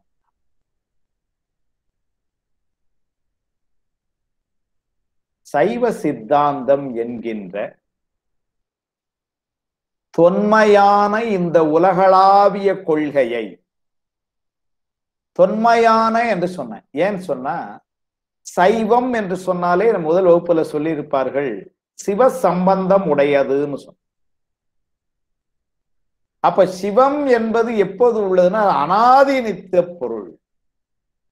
அப்ப சிவம் உள்ள காலத்திலிருந்தே சிவத்தை பற்றிய சிந்தனை உண்டு என்பதனாலே இந்த சைவ சித்தாந்தத்தினுடைய காலமும் அனாதி பழமை. அந்த அனாதி பழமையாய் விளங்குகின்ற அந்த கொள்கையினை மாணாக்கருக்கு ஒரு நூல் வடிவிலே இவ்வாறுதான் தர வேண்டும் என்கின்ற ஒரு வரையறையை ஏற்படுத்திய பெருமை மெய்கண்டாருக்கு உண்டு. அதுதான் அதனுடைய அந்த உயர் சிவஞான போதம் அப்படிங்கிற பல்வேறு காரணங்கள் அது ஒரு காரணம். காலத்தால் சிவஞான சித்தியாரும் சிவப்பிரகாசமும் திருவற்பயனும் இந்த நூல்கள் எல்லாம் பின்னர் தான் வந்தது. அதனால சிவஞான போதம் தான் காலத்தால் ரொம்ப முற்பட்ட நூல், அதனால்தான் உயர்வு என்று சொல்லுகிறோமான்னா இல்லை. ஏன்னா வரையறுக்கப்பட்ட 14 சாத்திர நூல்களிலே சிவஞான போதத்திற்கு காலத்தால் முற்பட்ட நூல்களும் இருக்கின்றன. திருவியலூர் உய்யவந்த தேவநாயனார் அருளி செய்த திரு உந்தியாரும், திரு கடவுர் உய்யவந்த தேவநாயனார் அருளி செய்த திரு களிற்றுப்படியாரும் காலத்தால் முற்பட்ட நூல்கள். நம்முடைய ரவீந்திரன் ஐயா அதை ஒத்துக்கிறாங்கன்னு நினைக்கிறேன். காலத்தால முற்பட்ட நூல்கள் அது. அப்போ காலத்தால் முற்பட்டதுதான் சிவஞான போதத்துக்கு பெருமைனா இல்ல, அதுக்கு முந்தைய நூல்களே இருக்கு. அப்புறம் இதை மட்டும் நடுவுல வந்த ஒரு நூலை ஏன் உயர் அப்படின்னு சொல்லணும்னா, சிறப்பு என்னன்னு சொன்னால், சைவ சித்தாந்தம் என்கின்ற இந்த தத்துவத்தை இவ்வாறுதான் சொல்ல வேண்டும் என்கின்ற ஒரு வரையறையை ஏற்படுத்தி அதனுள்ளே நிலையில் நின்று உணர்த்திய பெருமை மெய்கண்டாருக்குரியது. அதனாலதான் அந்த நூலுக்கு உயர் சிவஞான போதம்னு வச்சார். என்ன அந்த வரையறை என்று சொன்னால், பிரமாணம், இலக்கணம், சாதனம், பயன் என்று 4 தலைப்புகளிலே தன்னுடைய சொல்ல வந்த செய்தியினை மெய்கண்டார் நமக்கு தருகின்றார். இதற்கு முந்தைய நூல்களில் எல்லாம் பிரமாண செய்திகளும் உண்டு, இலக்கண செய்திகளும் உண்டு, சாதன செயல்களும் உண்டு, பயனை பற்றிய செய்திகளும் உண்டு. ஆனால் அது ஒரு வரிசையில் அமையவில்லை. உதாரணமாக திருக்களிற்றுப்படியார் சாத்திரத்தை எடுத்துக்கிட்டோம்னா, குருநாதர்கிட்ட இருந்துதான் இந்த பாடங்களை கேட்கணும், இது புஸ்தகத்தை வச்சு படிக்கக்கூடிய பாடம் இல்லை. நான் கூட இந்த வகுப்புல இன்னொரு விண்ணப்பம் கூட நம்மளுடைய அன்பர்களுக்கு வைக்கிறேன். ஏன்னா மாணாக்கர்கள்னு சொல்றதுக்கு எனக்கு வாய்ப்பு பூசுது, எல்லாரும் ரொம்ப பெரியவங்களா இருக்கிறீங்க. அதனால அன்பர் பெருமக்களுக்கெல்லாம் நான் ஒரு விண்ணப்பம் என்ன வைக்கிறேன்னா, அதான் சிவஞான போதம் புஸ்தகத்துல இருக்க எடுத்து படிச்சிடலாமே, இந்த வகுப்புக்கே வரணும் அப்படி இல்லை, இது கேட்கணும். சாத்திரத்தை ஓதினார்க்கு சற்குருவின் தன்வசன மாத்திரத்தை வாய்க்கும் நலம் வந்துருமோ கேட்கிறார். அதுக்கு ஒரு ஓமையை வேற சொல்றார். ஆர்த்த கடல் தண்ணீர் குடித்தவர்க்கு தாகம் தணிந்திடுமோ தென்னீர்மையா இதனை சொப்புன்னார். திருக்களிற்றுப்படியார்ங்கிற சாத்திரத்தை சொல்றார். சாத்திரத்தை ஓதினார்க்கு சற்குருவின் தன்வசன மாத்திரத்தை வாய்க்கும் நலம் வந்துருமோ. புஸ்தகத்தை எடுத்து சாத்திரத்தை சிவஞான போதம் படிச்சுட்டு அவன் அவளை திருமாவை மூவினில் தொட்டிய திதியை ஒடுங்கி வளர்த்துள்ளதான் தமாதி அப்படின்னு படிச்சுட்டா, ஒரு குருநாதர்கிட்ட கூட இருந்து அவர் திருவாய் மொழியை தன்னுடைய செவிகளிலே அதை ஏற்ற அந்த பலன் கிடைக்குமானா இல்லைன்ட்டார். அதுக்கு என்ன இது சொல்றாரு? இல்லையே, நாங்க படிச்சுட்டு 12 சூத்திரம் மனப்பாட சார், அப்படியே தலைகளை எழுதிட்டுமா இப்போ அப்படின்னா அதுக்கு என்ன சொல்றாரு? தம்பிடுறா, தண்ணி தாகம் இல்ல, இந்த கடல்ல இருந்து ஒரு டம்ளர் தண்ணி எடுத்து, தண்ணி தானே உனக்கு குடிச்சுக்கோ, இப்ப தண்ணி தாகம் அடங்கிட்டான்னாரு. இல்ல இல்ல அப்படின்னு, நீ தண்ணி தானே குடிக்கணும்னே, தண்ணி குடிச்சிட்டல, அப்புறம் தாகம் அடங்கணும்லான்னாரு. இல்ல அது அடங்கலாம். அது மாதிரிதான்டா இருக்கும் நீ புத்தகத்தை எடுத்து வெறுமனை படிச்சேன்னான்ட்டு. சாத்திரத்தை ஓதினார்க்கு சற்குருவின் தன்வசன மாத்திரத்தை வாய்க்கும் நலம் வந்துருமோ, வராதுன்னு அர்த்தம். அதுக்கு உதாரணம் என்ன சொல்றாரு பாருங்க. ஆர்த்த கடல் தண்ணீர் குடித்தவர்க்கு, கடல் தண்ணியுடைய தாகம் தணிந்திடுமோ தென்னேன்மையா இதனை சொப்பு, இதை சொல்லு பார்ப்போம். அதனால என்ன வேணா அப்ப இது எதுக்கு சொல்ல வந்தேன்னா, இந்த செய்தியினை குருநாதருடைய முக்கியத்துவத்தை எங்க சொல்லணும்? சாதனையல்ல சொல்லணும். குருநாதர இறைவனே குருநாதராய் வந்து நம்முடைய அறியாமையை எல்லாம் நீக்குவான் என்ற செய்தி எங்க வரணும்? குருநாதராய் அவனே ஒரு தம்முதல் குருபமாய் என்று 8ஆம் சூத்திரம். அப்பாறு வந்து சாதனத்துல சொல்ல வேண்டிய ஒரு செய்தி திருக்களிட்டுப்படியார்ல முதல்ல 10 பாட்டிலே வந்துருச்சு இந்த செய்தி. எதுக்கு சொல்ல வந்தேன்னா, அந்த ஒரு நிரல் நிறையா இது பிரமாணம், இது இலக்கணம், இது சாதனம், இது பயன் என்கின்ற அமைப்பு சிவஞான போதத்திற்கு முற்பட்ட நூல்களிலே அமையவில்லை. மெய்கண்டாரை குருநாதராக வைத்த அந்த பரம்பரை பின்னால் வந்த அந்த ஆசிரியர்கள் அதை கிட்டத்தட்ட பின்பற்றி கொண்டார்கள். சிவஞான சித்தியார் அப்படிதான் இருக்கு, சிவபிரகாசம் அப்படிதான் இருக்கு, திருவள்ளுவர் அப்படிதான் இருக்கு, அப்படிதான் எடுத்து. இப்ப பிரமாணம்னா என்ன, அதை நம்ம தெரிந்து கொள்ளணும். ஒரு பொருள், இப்ப சைவசித்தாந்தத்துல நம்ம என்ன சார் படிக்க போறோம்? ஒண்ணும் கிடையாதுங்க. ஒரு 3 பொருள், இந்த ஆடு புலி ஆட்டை வச்சுட்டு இந்த 3 காய வச்சுட்டு விளையாடுற மாதிரி ஒரு 3 பொருள் வச்சுட்டு விளையாடுறாரு. வேற ஒண்ணும் கிடையாது. நமக்கு தெரிஞ்ச பொருள் தான். ஒண்ணு நாம உயிர், இன்னொன்னு நமக்கு அருள் புரிகிற கடவுள். 2 நல்லா தெரியுது. அவன் அருள் புரியறதுக்கு தயாராத்தான் இருந்து கொண்டு இருக்கிறான், கருணையோட இருக்கிறான். நாமளும் பெறுவதற்கு தயாராத்தான் இருந்து கொண்டே இருக்கிறோம். சில நேரம் கிடைக்குது, சில நேரம் கிடைக்க மாட்டேங்குது. கிடைக்கிறதும் சில நேரங்கள்ல முழுமையா கிடைக்க மாட்டேங்குது. அப்படி கிடைக்கிறதும் பல நேரம் தொடர்ந்து கிடைக்க மாட்டேங்குது. அப்ப அங்க எங்கேயோ ஒரு சின்ன டிஸ்டர்பிங் ஃபேக்டர் வருது அப்படின்னு. ஆமா சார், அதுக்கு ஒரு பொருள் உண்டு, அது பாசம். இந்த 3 பொருளை பத்தி தான் பேச போறோம். பசுவாகிய நாம், நம் மீது கருணை கொண்ட பதியாகிய இறைவன், அந்த கருணையை நாம் முழுவதுமாக அடைவதிலே தடையா இருக்கின்ற ஒரு பொருள். இந்த 3 பொருள். இந்த ஆடுபுலி ஆட்டம் மாதிரி கட்டத்தை எங்க வைக்க வேண்டியதான், யார் யாரோட கூட்டணி எப்படின்னு வச்சுட்டே போக வேண்டியது. பதி பசு பாசம் என பகர் 3இல் பதியினை போல் பசுபாசம் அனாதி. பதியினை சென்று அணுகா பசுபாசம், பதி அணியில் பசுபாசம் இல்லாவே. திருமந்திரம். இதைத்தான் வைத்துக்கொண்டு இப்படியே வந்து எதுக்கு எது அப்படிங்கிறத நம்ம பார்க்க போறோம். முதல்ல பயிலுகின்ற மாணாக்கர், சார் இந்த 3 பொருள் உண்டா சார்? அது உண்டு என்று நிச்சயப்படுத்துறார் மெய்கண்டார். அதுதான் பிரமாணம். முதல் பகுதி எடுத்துக்கிறார். நூலை எப்படி அமைச்சார் பாருங்க. முதல்ல இந்த 3 பொருள்களும் உண்டு, பிரமாணம். ஏன்னா இந்த பிரமாணம்னா என்ன, இலக்கணம்னா என்ன, சாதனம்னா என்ன, பயன்னா என்ன நம்ம தெரிந்து கொள்ளணும். அதுக்காக சொல்றேன். இந்த 3 பொருள்களும் உண்டு என்று நிச்சயித்த உடனே, பொதுவா ஒரு பொருள் உண்டுன்னா நமக்கு என்ன அடுத்த கேள்வி வரும்? அந்த பொருளை பற்றி சில கேள்விகள் வரும். சார் அதனுடைய தன்மை என்ன, அதனுடைய குணங்கள் என்ன என்று ஒரு கேள்வி வரும். புதுசா ஒரு பொருள் வாங்கிட்டு வந்தோம்னு வச்சுக்கோங்க, வீட்டுக்கு வாங்கிட்டு வந்த உடனே அது என்ன செய்யும், எப்படி இருக்கு நம்ம பார்க்கணும். ஒரு அதை பற்றி தெரிந்து கொள்ள ஆர்வம் இருக்கும் இல்லையா? ஆனால ஒரு 3 பொருள் உண்டு நிச்சயப்படுத்த உடனே, சார் அந்த பொருள் என்னென்ன பொருள் எப்படி சார் செய்யும், அதுக்கு அதனுடைய கேரக்டர்ஸ் பத்தி சொல்ல முடியுமா சார், அதனுடைய குணாதிசயங்கள்லாம் உங்களுக்கு தெரியுமா சார் அப்படின்னு கேட்கிறாங்க. மெய்கண்டார் சொல்றார், உட்கார்றா சொல்றேன் உனக்கு, அதுக்கு ஒரு 3 சூத்திரம் போட்டிருக்கேன் உனக்கு. ஒவ்வொரு பொருளுடைய தன்மையும் என்னன்னு சொல்றேன், அதனுடைய இலக்கணம் என்னன்னு சொல்றேன்னு சொல்லி இலக்கண இயல் என்று ஒன்று கொடுத்தார். இந்த 3 பொருளுடைய இலக்கணத்துல நமக்கு ஒரு அடிப்படை தெரிஞ்சுது. என்ன தெரிஞ்சதுன்னா, நாம வாழ்க்கையில இன்பம் அனுபவிக்கின்றோம், சில நேரங்களில் துன்பமும் அனுபவிக்கின்றோம். எல்லா நேரமும் இன்பமையே ஆக இருந்தால் ரொம்ப நல்லா இருக்கும். ஆனா அப்படி இல்லை.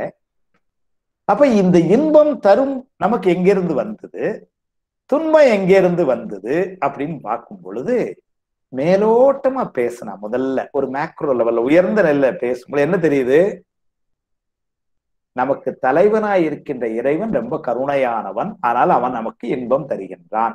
சரி, இப்ப துன்பமும் அவனே தாரான் அப்படின்னு சொன்னா என்ன சிக்கலாயிடும்னா, அப்ப கருணையா இருக்கிறவன் ஏன் துன்பம் தாரான்னு வந்துடும். அப்ப துன்பம் எங்க இருந்து வருதுன்னாரு. அப்பதான் சில பேர் சொல்றாங்க, இல்ல அதுக்கு நான் தான் காரணம் அப்படிங்கிறாங்க. அப்போ நீங்க எப்படி காரணமானீங்க? உங்களுக்கு துன்பம் மேல ரொம்ப விருப்பமா? நீங்க வேணும்னு தான் போய் செஞ்சீங்க. ஐயோ எனக்கு அது விருப்பமே கிடையாது. அப்ப விருப்பம் இல்லாம நீங்க ஏன் போய் துன்பத்தை நாடுனீங்க? அதுதான் சார் எனக்கு ஏன்னே தெரியாது. அப்போ இந்த செயலை செஞ்சா துன்பம் வரும்னு உங்களுக்கு தெரியாதா? சார் முதல்ல தெரியாது. ஆனா அதுக்கப்புறம் தெரிஞ்சும் செஞ்சுட்டேன். எனக்கே சுகர் 450 இருக்கு.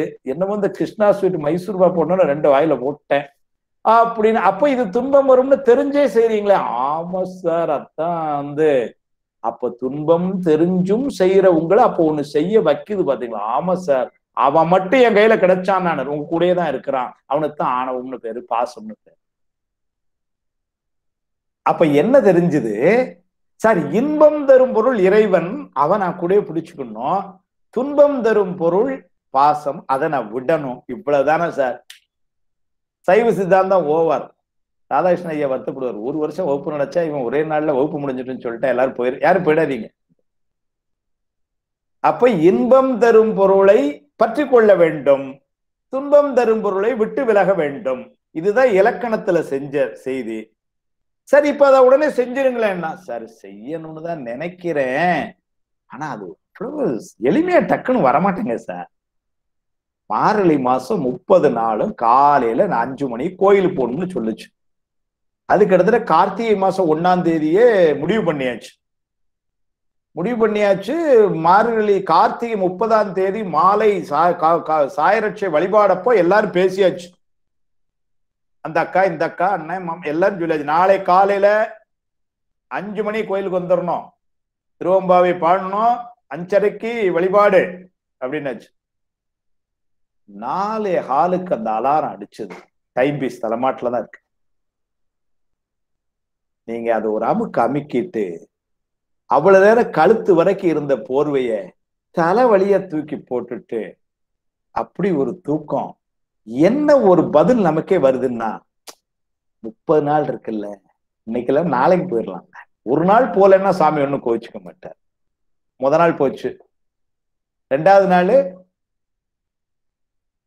சரி, நமக்கு ஆபீஸ் போகணும், வேலை செய்யணும், நிறைய இருக்கு, பள்ளிக்கூடம் போகணும், கல்லூரிக்கு போக வேண்டிய இருக்கு, வேலை இருக்கு. காலையில எந்திரிச்சுட்டு அங்க போய் 10 மணிக்கு கொட்டாய் விட்டோம்னு வச்சுக்கோங்க, நல்லா இருக்காது. அதனால என்ன பண்ணிக்கலாம், ஞாயிற்றுக்கிழமை வச்சுக்கலாம் அப்படின்னு சொல்லிட்டு சனி ஞாயிறு 2 நாள் காலையில கோயிலுக்கு போயிடலாம் அப்படின்ட்டு. இன்னைக்கு வியாழன் தானே ஆகுது, தூங்கியாச்சு. இப்ப சனிக்கிழமை வந்தது. இப்ப என்ன தோணுச்சு, எல்லா நாளும் சீக்கிரம் எந்திரிக்கிறோம், சனி ஞாயிறு ஒண்ணுதான் காலையில கொஞ்சம் வெள்ளை எந்திரிக்கலாம், அதனால திங்கட்கிழமையில இருந்து கரெக்டா போயிடலாம் அப்படின்னு. இப்படியே சொல்லி சொல்லி கடைசியா தை பொங்கல் வந்துட்டுது. ஒரு நாள் கூட போல. அப்ப போகணும் நினைச்சோம், ஆனா போகல. ஏன்னாரு, அதுதான் சார் தெரியலன்னாரு, தடை செய்கின்ற ஒரு பொருளும் இருக்கின்றது. அப்போ பெற வேண்டிய பொருளை உறுதியாய் பெற வேண்டும். அதனாலதான் மாணிக்கவாசர் என்ன பண்ணிட்டாரு, சுவாமி நான் உன் மேல அன்பு வைக்கிறதுக்கும் நீ எனக்கு அருள் புரியணும் பாடினார். நாடகத்தால் உன் அடியார் போல் நடித்து நான் நடுவே வீடகத்தே புகுந்திடுவான் மிக பெரிதும் விரைகின்றேன், ஆடகச் சீர் மணிக்குன்றே இடையரா அன்பு எனக்கு என் ஊடகத்தே நின்று உருக தந்து அருள் எம் உடையான். இடையரா அன்பு உனக்கு என் ஊடகத்தே நின்று உருக தந்து அருள் எம்முடையான். அப்ப இந்த பொருளுடைய தன்மை தெரிஞ்சு போச்சு. அவன் அருள் புரியறதுக்கு தயாரா இருந்து கொண்டே இருக்கிறான். நாம போய் வாங்குறதுலதான் கொஞ்சம் சங்கடம். அதனால அது என்ன செய்யணும் அப்படிங்கிறதெல்லாம் நீ இவ்வாறெல்லாம் சாதனைகள் செய், அது உனக்கு கிடைக்கும் என்று 7, 8, 9, 3 சூத்திரத்தை சாதனை இயல்னு போட்டார். முதல் 3 பிரமாண இயல், 2வது 3 இலக்கண இயல், 3வது 3 சாதனை இயல். இந்த சாதனைகளை எல்லாம் செய்தால் என்ன பலன்னாரு? ஏன்னா ஒரு காரியம் செஞ்சா உடனே என்ன வரும், ஒரு கேள்வி வரும், சார் இதெல்லாம் செஞ்சா எனக்கு என்ன கிடைக்கும்? நீங்க 2ஆம் கிளாஸ் படிக்கிற குழந்தை, அவனை கூட நல்ல படிதா, நான் படிச்சு என்ன கிடைக்கும் எனக்குங்கிறான். அப்போ உடனே வீட்டுல என்ன சொல்றோம், நீ பெரிய டாக்டர் ஆகலாம், நீ கலெக்டர் ஆகலாம், அப்படி ஏதோ இப்ப சொல்லி வைக்கிறோம். ஏன்னாரு, அந்த முயற்சி மேல அவனுக்கு ஒரு விருப்பு வர வேண்டும். அது மாதிரி என்ன பண்ணாரு சார், நீங்க 7, 8, 9 சூத்திரத்துல இந்த சாதனை எல்லாம் சொன்னீங்க, அந்த சாதனை எல்லாம் செஞ்சா எங்களுக்கு என்ன கிடைக்கும்னாரு. 10, 11, 12 சூத்திரத்துல அது சொல்லி அதற்கு பயனியல்னு பேர். அப்போ பிரமாணம், இலக்கணம், சாதனம், பயன். இந்த வரையறையை நமக்கு முதலிலேயே காட்டிய பெருமை மெய்கண்டாருடைய. இது வாழ்க்கையிலையும் கடைபிடிக்கக்கூடிய ஒண்ணுதான். அது என்னமோ அந்த சிவஞான போத நூல் எடுத்துக்கிட்டு பிரமாணம், இலக்கணம், சாதனம், பயன்னா பயமா இருக்க மாதிரி இருக்கு. ஒண்ணும் கிடையாது. கல்யாண வயசுல மக இருக்கா, மகளுக்கு கல்யாணம் பண்ண நினைக்கிறோம். இப்போ அதனால என்ன பண்றோம், நம்முடைய உறவினர்கள், நண்பர்கள் ஒரு 4 பேர்த்து சொல்லி வைக்கிறோம். இந்த மாதிரி பொண்ணு இந்த மாதிரி வேலை பார்க்கறா, இப்படி ஒரு பையன் இருந்தா பாக்குறோம், நீங்களே யாரா இருந்தா சொல்லுங்கிறோம். அப்ப என்ன பண்றாங்க, ஒரு தரகரோ அல்லது நமக்கு உறவினரோ ஒருத்தர் ஒரு செய்தியை கொண்டு வந்து சொல்றாங்க. இந்த மாதிரிங்க, அவரு மதுரையை சேர்ந்தவர் தான், சென்னையில பணியில இருக்கிறார், நல்ல பணி, இந்த இடத்துல இருக்கிறார், நீங்க வேணா பாருங்க, அவளுக்கும் பிடிச்சதுன்னா நீங்க பண்ணிக்கலாம் அப்படின்னு சொல்றார். இப்ப என்ன பண்ணுவோம், நம்ம எல்லாரும் குழந்தைகளை பெற்றவங்க தான். நம்ம என்ன துறவிகளா வகுப்புல இருக்கிறோம்? இல்ல, எல்லாருக்கும் மக கல்யாணம் எல்லாம் ஆனவங்க தான் இருக்கிறோம். நாம என்ன பண்றோம், முதல்ல இவர் சொன்ன இந்த மாதிரி சென்னையில அந்த ஒரு கம்பெனில அந்த பையன் வேலை பார்க்கிறாரா, முதல்ல அப்படி ஒரு கம்பெனி இருக்கான்னு கேட்பான். மன்னாரன்கோ மாதிரி ஆயிடக்கூடாது. அதனால முதல்ல அப்படி ஒரு கம்பெனி இருக்கா, கம்பெனியில இப்படி ஒரு பையன் வேலை பார்க்கிறாரா அப்படிங்கறத என்ன பண்றோம், உறுதி செய்யறோம், பொருளை நிச்சயிக்கின்றோம்.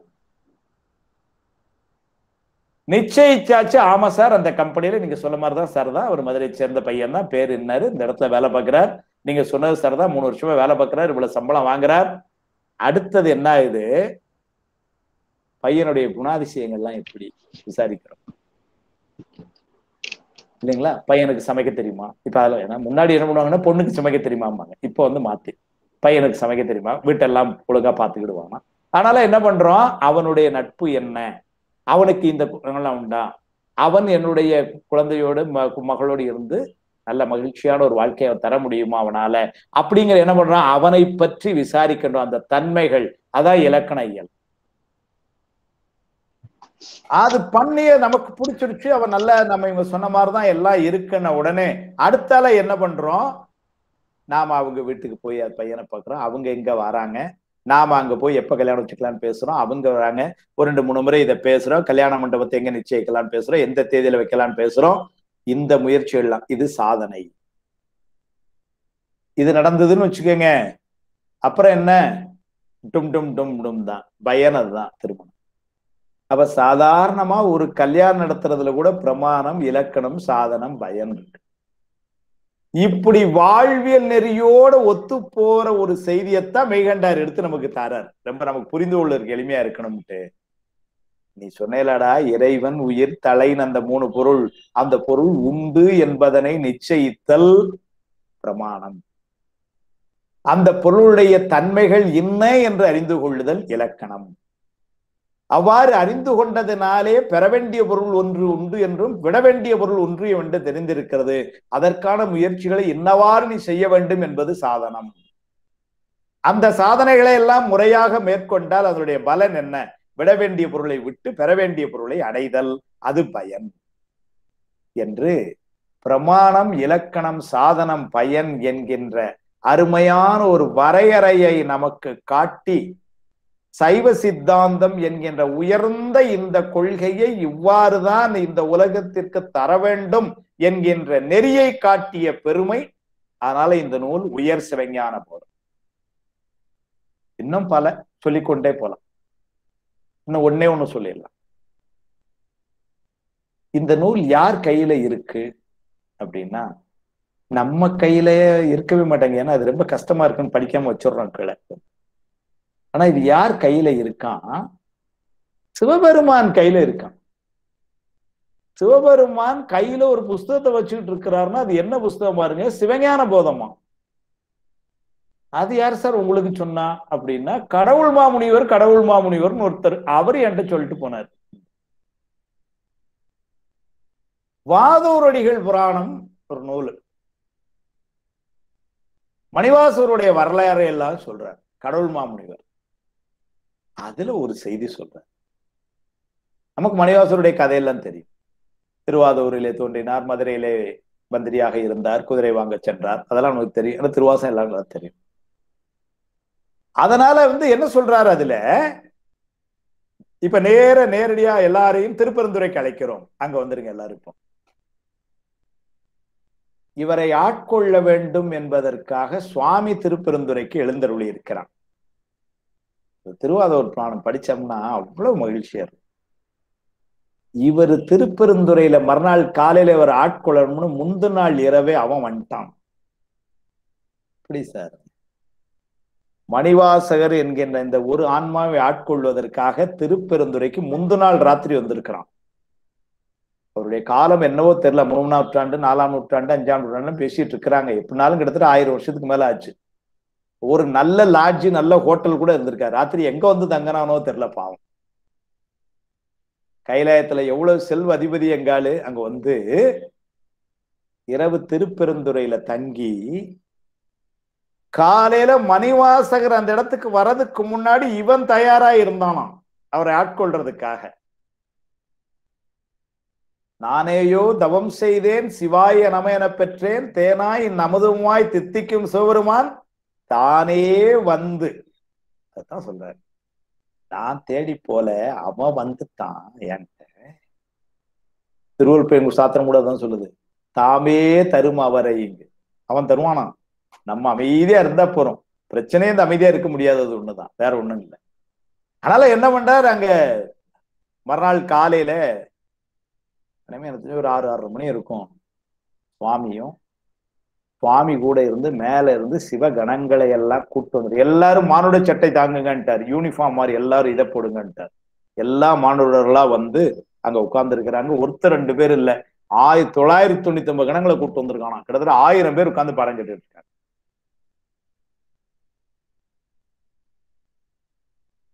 மந்திரி, the so called minister யாரு, மிஸ்டர் வாதவூரர், இப்ப திருப்பெருந்துறைக்கு வராரு. என்ன நடக்கு பாருங்க, அங்க ஏதோ வேத ஆகமங்கள்லாம் சொல்லி கொண்டு ஏதோ பாடம் நடக்கிறது கேக்குது காதுல. இவருக்கு அந்த மாதிரி ஒரு குருநாதரை சென்று அடைய வேண்டும், அதையெல்லாம் கேட்க வேண்டும் என்ற ஞான வேட்கை பலகாலமா. நீங்க மாணிக்க வாசகருடைய வாழ்வியலிலிருந்து நமக்கு இந்த வாழ்க்கைக்கு தெரிய வேண்டிய பாடங்கள் முதல்ல ஒண்ணு என்ன பாருங்க, இது போயிருக்கிறது அரசு முறை பயணம். அதனால உடனே என்ன பண்ணிட்டார், நேரம் அங்க போக கூடாது, நம்ம வந்த வேலையை பார்க்கணும்ட்டு போகல. என்ன பண்ணார், கூட வந்திருக்கிற ஒரு ஆள்கிட்ட இந்த மாதிரி அங்க ஒரு ஏதோ பாடம் நடக்கிற மாதிரி இருக்கு, யார் நடத்துறாங்கன்னு கொஞ்சம் பார்த்துட்டு வாங்களேன். ஏன்னா பாயிட்டு என்னன்னா அட்ரஸ் எல்லாம் முடிஞ்சா மொபைல் நம்பரை வாங்கிட்டு வாங்க, இந்த குதிரையெல்லாம் வாங்கி எல்லாம் போய் முடிச்சுட்டு அதுக்கப்புறம் ஒரு அட்மிஷன் போடலாம் அந்த வகுப்புலன்னு அவருக்கு நினைப்பு. அதனால என்ன பண்ணார், அனுப்பிச்சு விட்டார். தூதர்களை கூட அனுப்பிச்சு விடுறாரு, போய் பாயிட்டு வாங்க. அங்க போனாங்க, அவங்க பார்த்தாங்க, சக்கச்சவேர்னு ஒரு ஆள் உட்கார்ந்து இருக்கிறார், ஏதோ பாடம் நடத்திட்டு இருக்கிறார். எல்லாம் பாடம் கேட்டுக்கிட்டு இருக்கிறாங்க. ஏன்னா பாடம் நடத்துவாங்க, ஆனா எல்லாரும் கேட்டுட்டு இருக்காங்களான்னு சொல்ல முடியாது. இவன் பாக்குறான், எல்லாரும் கேட்டுக்கிட்டு இருக்கிறாங்க. பார்த்துட்டு ஒண்ணுமே பேசல, நேர திரும்ப வந்தான். என்ன சொல்றான், பாதர் புராணத்துல சொல்றாரு, அங்க யாரோ ஒருத்தர் பாடம் நடத்திட்டு இருக்கிறாரு, அங்க எல்லாரும் கேட்டுட்டு இருக்காங்க. அப்படி சொல்லல, சிவபெருமானை ஒத்த உருவிலே ஒருவர் இருந்து பாடம் நடத்தி கொண்டிருக்கிறார்.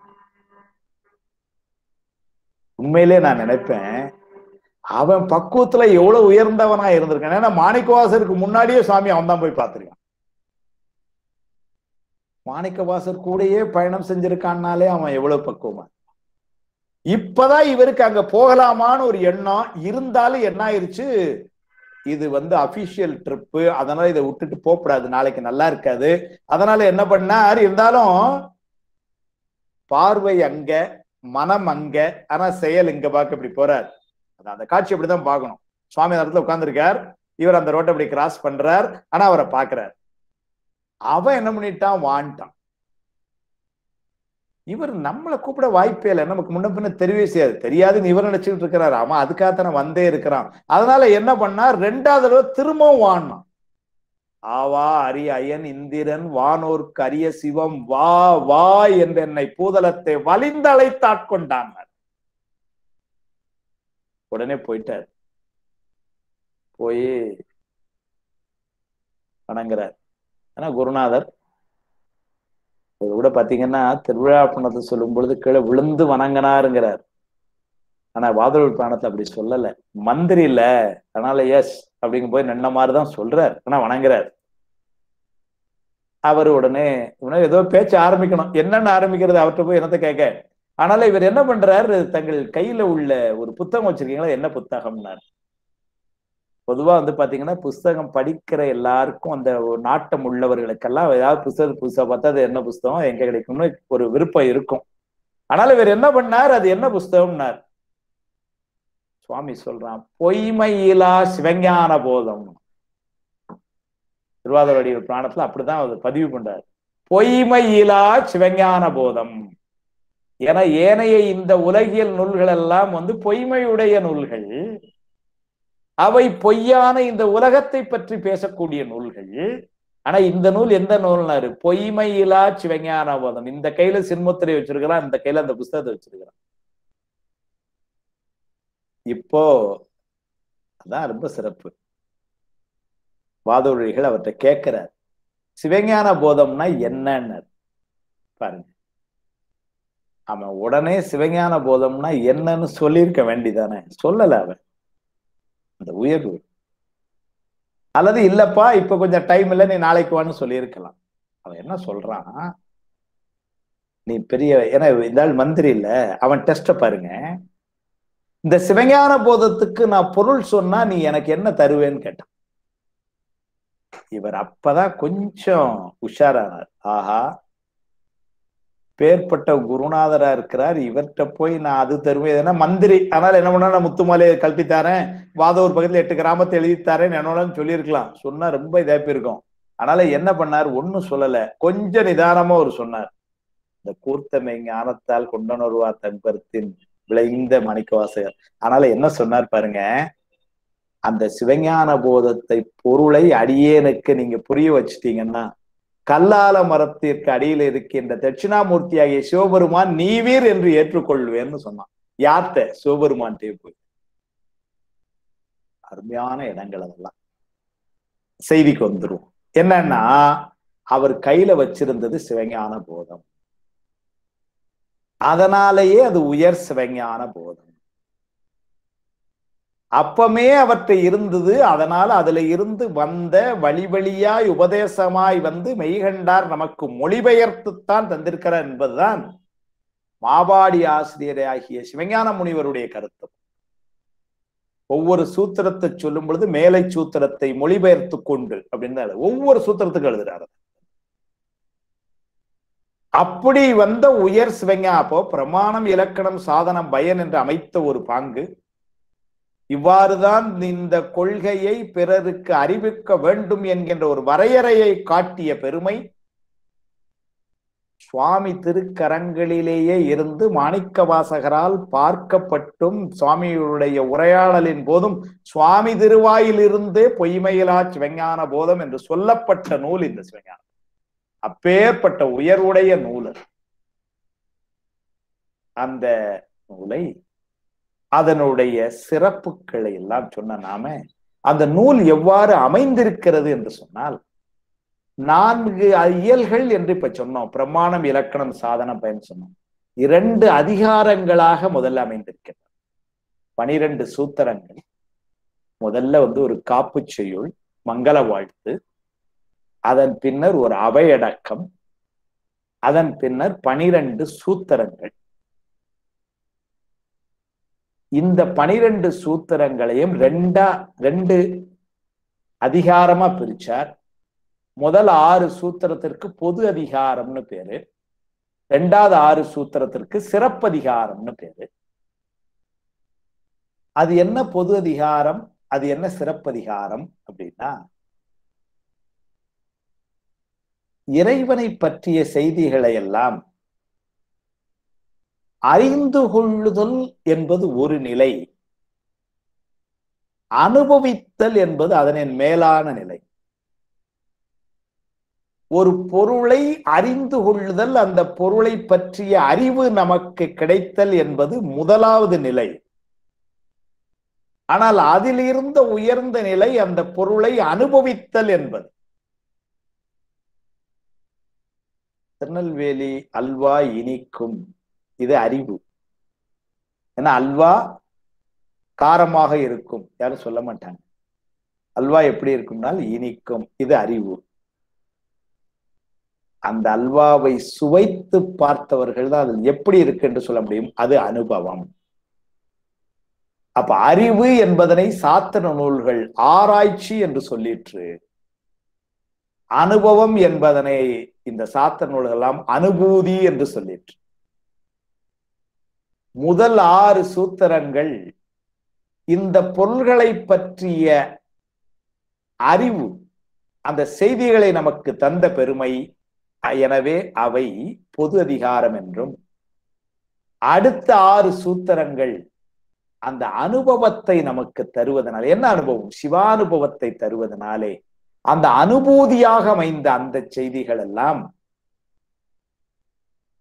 சிறப்பதிகாரம் என்றும் 2 முதல்ல பிரிச்சார். பொது அதிகாரம், சிறப்பதிகாரம். அதன் பின்னர் அந்த பொது அதிகாரத்துல 2 இயல், சிறப்பதிகாரத்துல 2 இயல்னு 4 இயலா பிரிச்சார். அதான் நம்ம சொன்னோம். இப்போ பிரமாண இயல், இலக்கண இயல், இது 2 பொது அதிகாரத்துல. சாதன இயல், பயனியல், இது 2 சிறப்பதிகாரத்துல, அல்லது உண்மை அதிகாரம்னு சொல்லுவோம். சிறப்பதிகாரம் அல்லது உண்மை அதிகாரம்.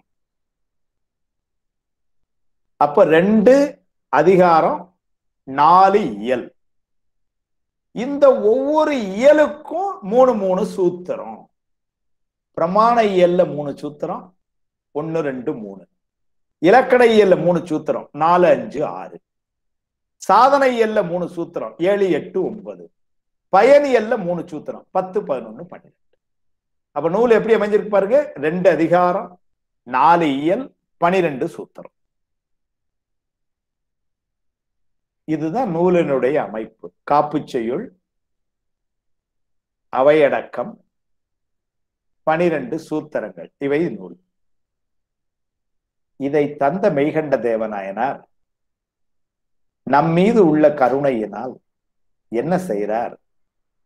இதை இப்படியே கொடுத்தா பின்னால வரக்கூடிய எல்லாருக்கும் புரியுமான்னு தெரியலன்ட்டு என்ன பண்றார், அவரே அதற்கு உரை செய்யறார். இப்ப சிவஞான போகத்துக்கு உரை செய்தவர்கள் நான் சொன்னேன். சிவஞான சித்தியார் ஆசிரியரை சொன்னோம், சிவஞான முனிவரை சொன்னோம், எல்லாத்தையும் சொன்னோம். மெய்கண்ட தேவநாயனாரே ஒரு உரை செய்யறார். அது எப்படி செய்யறாருன்னா, உரையில 2 இருக்கு. தமிழாசிரியர்கள்லாம் பல பேர் இருக்கிறார்கள். பிண்ட பொழிப்புரைன்னு 1, வார்த்திக பொழிப்புரைன்னு 1, 2. பிண்ட பொழிப்புரை அப்படின்னா என்ன அப்படின்னா, ஒரு பாட்டுன்னா அந்த பாட்டினுடைய திரண்ட கருத்து என்ன என்று எடுத்து சொல்லுதல் பிண்ட பொழிப்புரை. வார்த்திகம் அல்லது கண்ணளித்துறை என்ற பெயர். அதுல உள்ள ஒவ்வொரு சொல்லையும் எடுத்து இது என்ன பொருள் என்று பிரிச்சு சொல்வது, அதற்கு கண்ணளித்துறை அல்லது வார்த்திக பொழிப்புரைன்னு பேர். மெய்கண்டார் என்ன பண்ணார், பிண்ட பொழிப்புரை செய்யல, வார்த்திக பொழிப்புரை செய்யற. அப்ப ஒரு சூத்திரத்துக்கு சுவாமி என்ன பண்றார் மெய்கண்டார், அந்த பொழிப்புரை எப்படி செய்யறார்?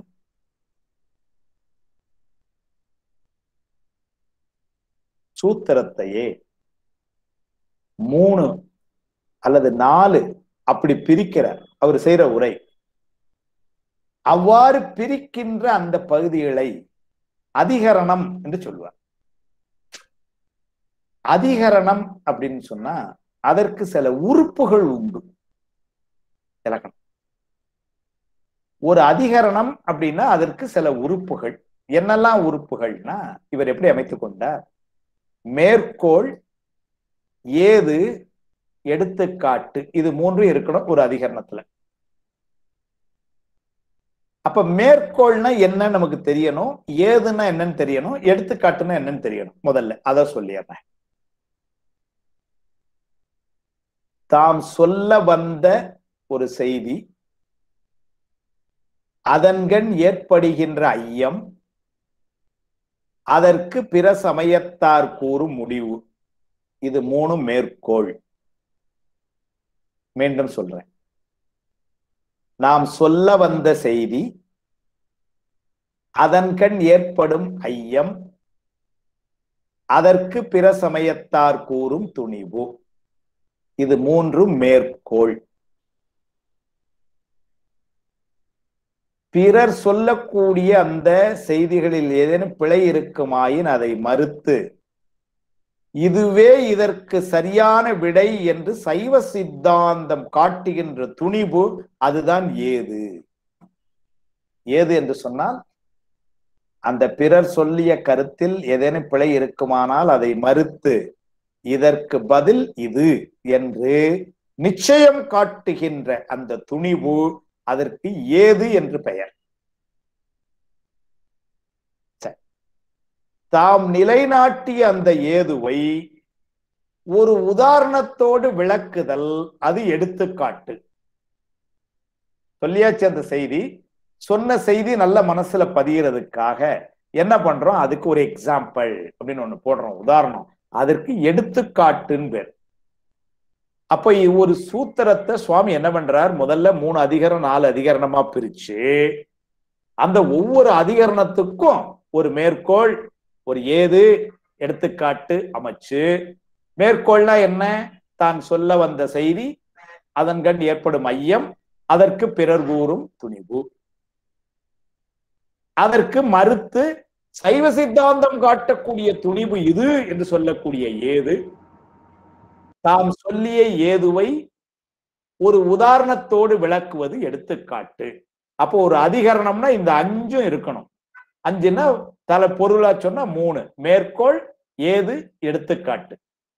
இப்படி என்ன பண்றார், ஒவ்வொரு சூத்திரத்தையும் 2ஆ 3ஆ 4ஆ பிரிச்சு, அதற்கு ஒரு மேற்கோளை சொல்லி, ஒரு அதிகரணம்னா அதுக்கு ஒரு மேற்கோளை சொல்லி, அந்த மேற்கோள்ல தாம் சொல்ல வந்த செய்தி என்ன, அதற்கு பிறர் அதுல ஏற்படுற ஐயம் என்ன, அதுக்கு பிறர் சொல்றது என்னன்னு சொல்லி, அப்புறம் சைவ சித்தாந்தம் இப்படித்தான் காட்டுதுன்னு அதை சொல்லி, அவ்வாறு சொன்ன செய்தியை நாமெல்லாம் புரிஞ்சுக்கிற மாதிரி அதுக்கு ஒரு உதாரணத்தை காட்டி, எடுத்துக்காட்டு என்பா காட்டி, இப்படி ஒவ்வொரு அதிகரணத்துக்கு, அப்ப ஒரு செயலுக்கு 3 அதிகரணம், இப்படி 3 தடவை எல்லாத்தையும் திரும்ப இதே மாதிரி ஒவ்வொரு அதிகரணமாக, ஒவ்வொரு சூத்திரமாக 12 சூத்திரத்துக்கு 39 அதிகரணங்களும் 81 உதாரண வெண்பாக்கள் அமைத்திருக்கிறார் சுவாமி. இதெல்லாம் மெய்கண்ட தேவநாயனாரே அருளி செய்தது. அப்ப சூத்திரத்தை எப்படி அமைச்சிருக்கிறார் பாருங்க.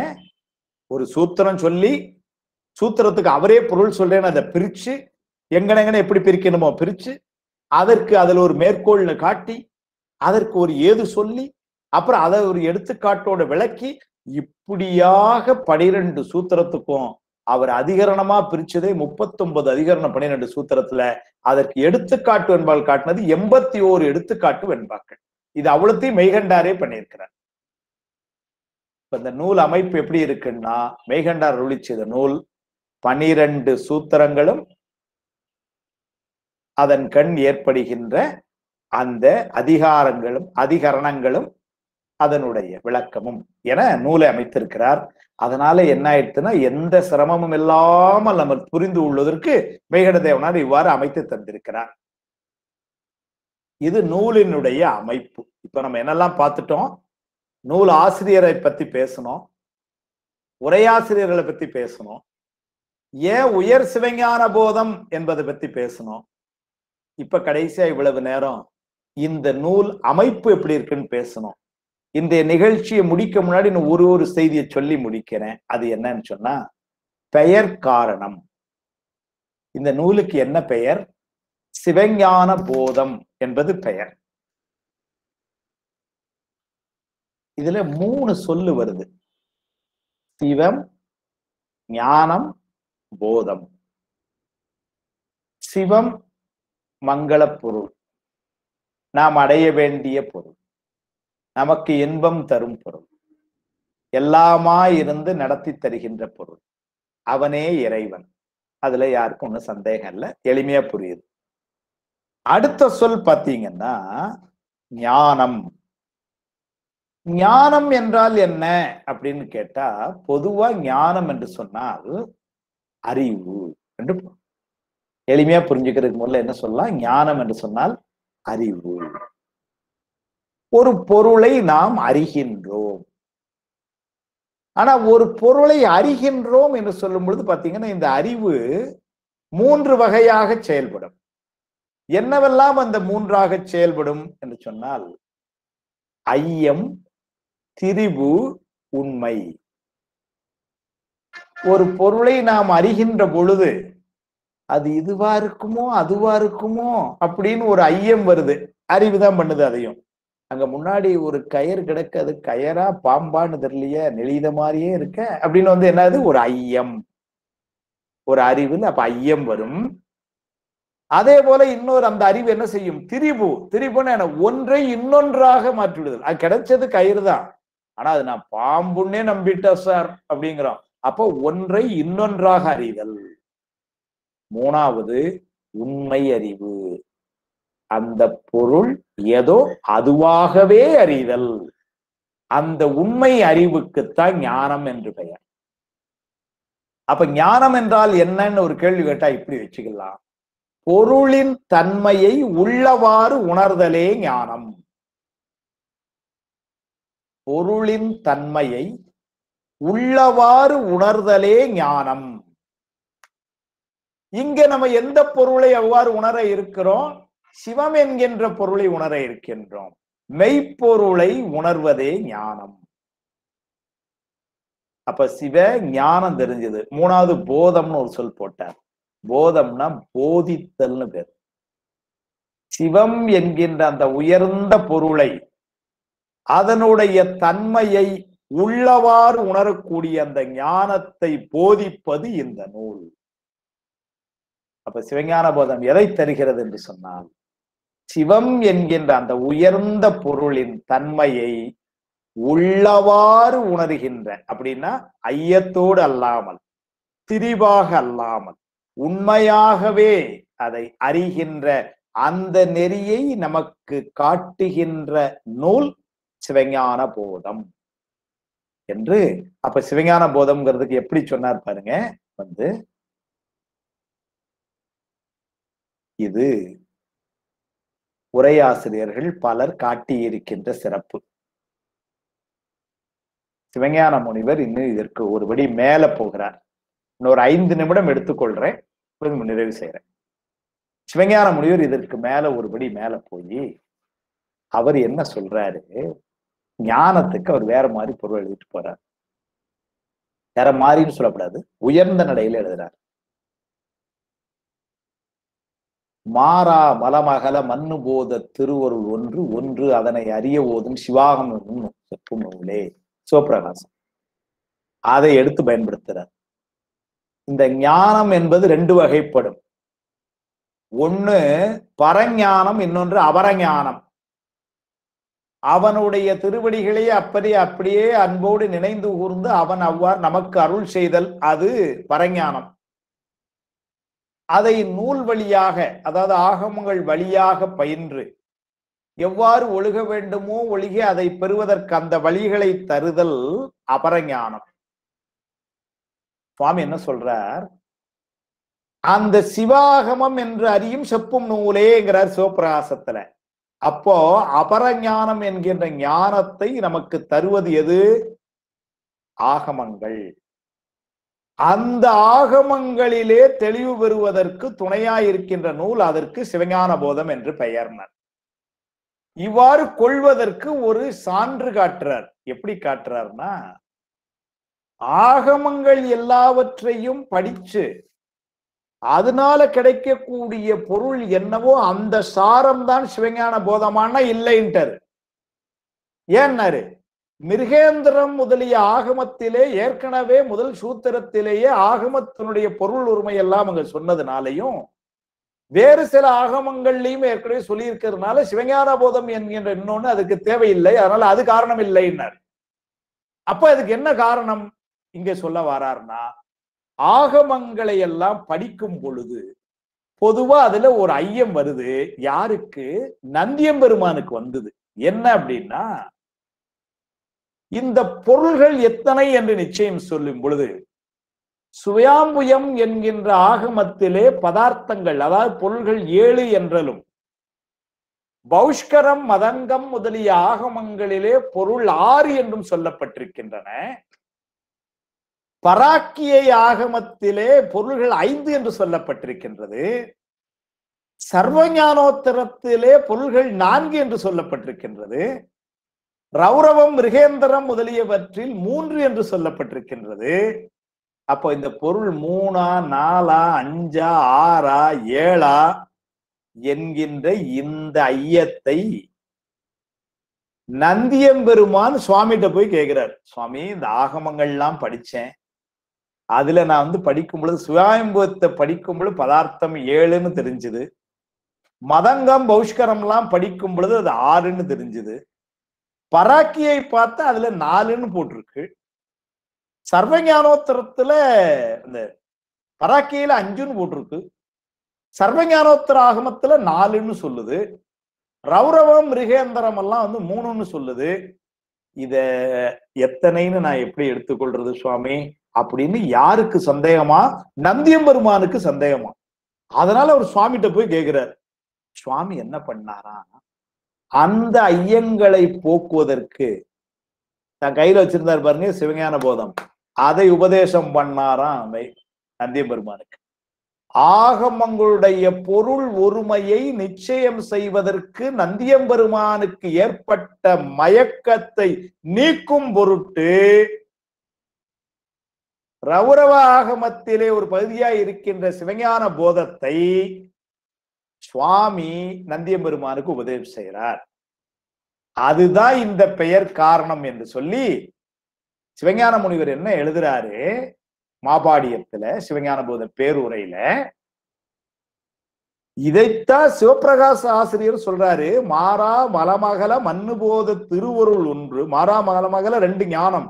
ஒன்று மண்ணு போத திருவருள் ஒன்று அதனை அறிய ஓதும் ஆகமம். அதனால அந்த ஆகமம் என்கின்ற சொல்லுகின்ற அந்த ஞானத்தை கற்கும் பொழுது ஏற்படுகின்ற ஐயங்கள் அல்லது பொருள் இன்னை என்று நிச்சயிப்பதிலே ஏற்படுகின்ற ஒரு மலைவு அப்படின்னா மயக்கம், அதை நீக்குவதற்காக நந்தியம்பெருமானுக்கு சுவாமி கொடுத்த நூல் சிவஞான போதம். அதுதான் அதற்கு பெயர் காரணம் எழுதினார். அதனால ஒரு எளிய நடையில நாம முதல்ல புரிந்து கொள்வதற்கு ஒரு அடிப்படை நெறியில எப்படி வச்சுக்கொள்ளலாம்? ஞானம் என்பது பொருளின் தன்மையை உள்ளவாறு உணர்தல். அதனால சிவமாம் பொருளை உள்ளவாறு உணர்வதற்குரிய ஞானத்தை போதிக்கும் நூல் இது. அதனால சிவஞான போதம் வைத்துக் கொள்ளலாம். சுவாமி சிவஞான சுவாமிகள் மாபாடியத்தில் அப்படி உயர்வா எழுதுறதுனால அங்க போதம் என்பதற்கு அவர் எழுதுவாரு. போதம் அது போதித்தல் என்று உணர்த்துதலை காட்டியவாறுன்னு எழுதுவார். போதம் அப்படின்னா போதித்தல். போதித்தல் எப்படின்னாரு, ஏன்னா இப்ப பாடத்தை போதிச்சாச்சுன்னா அது வேற. அது அந்த போதம்ங்கிறது எப்படியா உணர்த்துதலாம். அறிவால் நாம் புரிந்து கொள்ளுமாறு செய்வதில்லை, உணர்வால் நாம் அனுபவிக்குமாறு செய்தல், அதுதான் போதித்தலாம். சொல்லிய பாட்டின் பொருள் அறிந்து சொல்லுவார் இல்லையே, சொல்லிய பாட்டின் பொருள் தெரிந்து சொல்லுவார் இல்லையே, சொல்லிய பாட்டின் பொருள் உணர்ந்து சொல்லுவார் செல்வர் சிவபுரத்தின் உள்ளார் சிவனடிக்கு. அத மாதிரி அதனால சொல்லுது சுவாமி என்ன சொல்றார், அதை நாம் உணருமாறு செய்தல், அதுதான் போதித்தல். எனவே சிவஞான போதம் என்கின்ற பெயர் காரணத்தை சிவஞான முனிவர் இவ்வாறு உயர்வாக சொல்லி இருக்கிறார் என்று சொல்லி ஒரே ஒரு செய்தி, நேரம் ஆய்க்கிட்டே போது, இருந்தாலும் தொட்டுட்டு அடுத்த முறை படிச்சுக் கொள்ளலாம். என்ன சொல்றாரு, இந்த சிவஞான போதம் படிக்கிறதுக்கு மினிமம் குவாலிபிகேஷன் என்ன வேணும் சார்னு கேட்டார். ஹையர் செகண்டரி நோ நோ நோன்ட்டார், graduation no no no sir, doctorate இல்ல அவ்வளவுக்கு பெருசெல்லாம் தேவையில்லைன்ட்டார். இப்ப என்ன சார் வேணும்னார். சுவாமி எழுதுறாரு, முன்னர் தீக்கையுற்று, மாபாடித சுவாமி எழுதுறாரு, தீக்கை பெற்று முன்னர் தீக்கையுற்று சிவ ஆகமங்களை ஓதி அதன் பின் ஏனை 3 பாதங்களை ஆராயும் நூலை முறையே கேட்டு, சரியை கிரிய யோகம், அந்த 3 பாதங்களை ஆராயும் நூல்களை முறையே கேட்டுங்கிறார். அப்படின்னா எப்படி இருக்கணும், யாராவது அவன் சொன்னா இவன் சொன்னா கேட்கப்படாதான், சொல்லக்கூடிய ஆள்கிட்ட சொல்லுகின்ற வழியிலே அவர்கள் சொல்ல கேட்கின்ற முறையிலே இருந்து கேட்டுறது மட்டும் இல்ல, கற்க கசடர கற்றபின் நிற்க இல்லைங்களா, அத சொல்றாரு. கேட்டு அவ்வாறு ஒழுகி சரீகிரிய யோகம் என்னன்னு தெரிஞ்சு அதை ஒரு குருநாதர்கிட்ட உட்கார்ந்து முறையா கேட்டு அதன்படி ஒழுகி மனம் தூயராய் நித்தியா நித்திய உணர்வு தோன்றி. அப்படின்னா நித்தியா நித்திய உணர்வுன்னா இது நிலையான பொருள், இது நிலையற்ற பொருள் என்கிற உணர்விலே தெளிவு வந்து நித்தியா நித்திய உணர்வு தோன்றி பிறவிக்கு அஞ்சி, இனிமேல் பிறப்பு வந்துடக்கூடாது எப்படியாவது சீக்கிரம் அப்படின்னு பிறவிக்கு அஞ்சி வீடு பேற்றின் அவாமிக்கு உண்டாய வழி. வீடு வேறு முக்தி இன்பம் பெற வேண்டும் அவா எப்படி மிக்கு உண்டாய வழி அவர்க்கு இந்நூல் உணர்த்துக என்பது போந்தது. சிவஞான போதத்தை யாருக்கு சொல்லணும்னு சொல்றார். சொல்றதுக்கே இவ்வளவுன்னா, கேட்கறதுக்கே இவ்வளவுன்னா அப்ப சொல்றதுக்கு எவ்வளவு நல்ல வேளை அதை சொல்லல. யாரு கேட்கணுங்கிறதுக்கு எப்படி சொல்றாரு பாருங்க. முன்னர் தீக்கையுற்று சிவாகமங்களை ஓதி அதன் பின் ஏனை 3 பாதங்களை ஆராயும் நூலை முறையே கேட்டு அவ்வாறு ஒழுகி மனம் தூயராய் நித்தியா நித்திய உணர்வு தோன்றி பிறவிக்கு அஞ்சி வீடு பெற்றின் அவாமிக்கு உண்டாய வழி அவர்க்கு இந்நூல் உணர்த்துக. உயர் சிவஞான போதம் இப்படிதான். இது யாருக்குன்னு சொன்னா அதை படிக்கிறதுக்கு இப்படி ஒரு தகுதி வேண்டும் என்று சொல்லி, உண்மையிலேயே இவ்வாறு உயர்ந்த நூலை படிக்கின்ற ஒரு வாய்ப்பு நமக்கெல்லாம் கிடைச்சிருக்குன்னா அந்த திருவருளுக்கே நாம நன்றி சொல்லணும். அதற்கு அந்த பெருமானுக்கும் அதை நல்லபடியாக ஏற்பாடு செய்திருக்கின்ற இந்த சங்கரா கல்லூரியினுடைய முதல்வர், தலைவர் உள்ளிட்ட பெருமக்கள், நம்முடைய காஞ்சி பெரியவர்கள், நம்ம எல்லாம் வழி நடத்துகின்ற திருவாவடுதுறை தர்மபுரம் போன்ற குருமார்கள், இவர்கள் எல்லோருடைய குரு அருளினாலும் இந்த வகுப்பை இன்றைக்கு இந்த அளவிலே நிறைவு செய்கின்றேன். இது முதல் வகுப்பு என்பதனால எனக்கு தெரியல. நம்முடைய ராதாகிருஷ்ணன் ஐயா இப்பொழுது ஒரு 15 நிமிடம் ஏதாவது கேள்வி நேரமாக அமைத்துக் கொள்ளலாம். இந்த பகுதியில் இன்றைய பகுதியில் ஏதேனும் ஐயம் இருந்தால் கேள்வி கேட்கலாம்.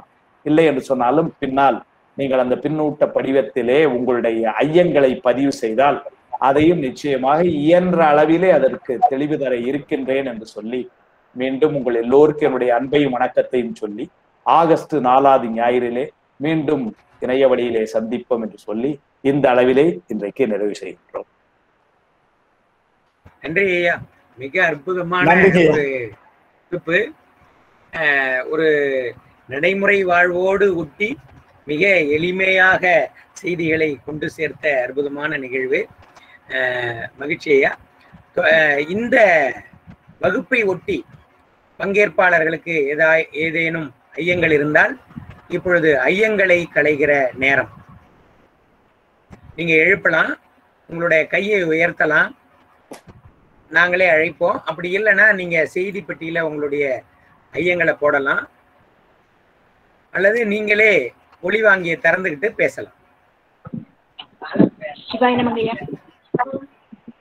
சொல்லுங்கம்மா. சொல்லுங்கம்மா.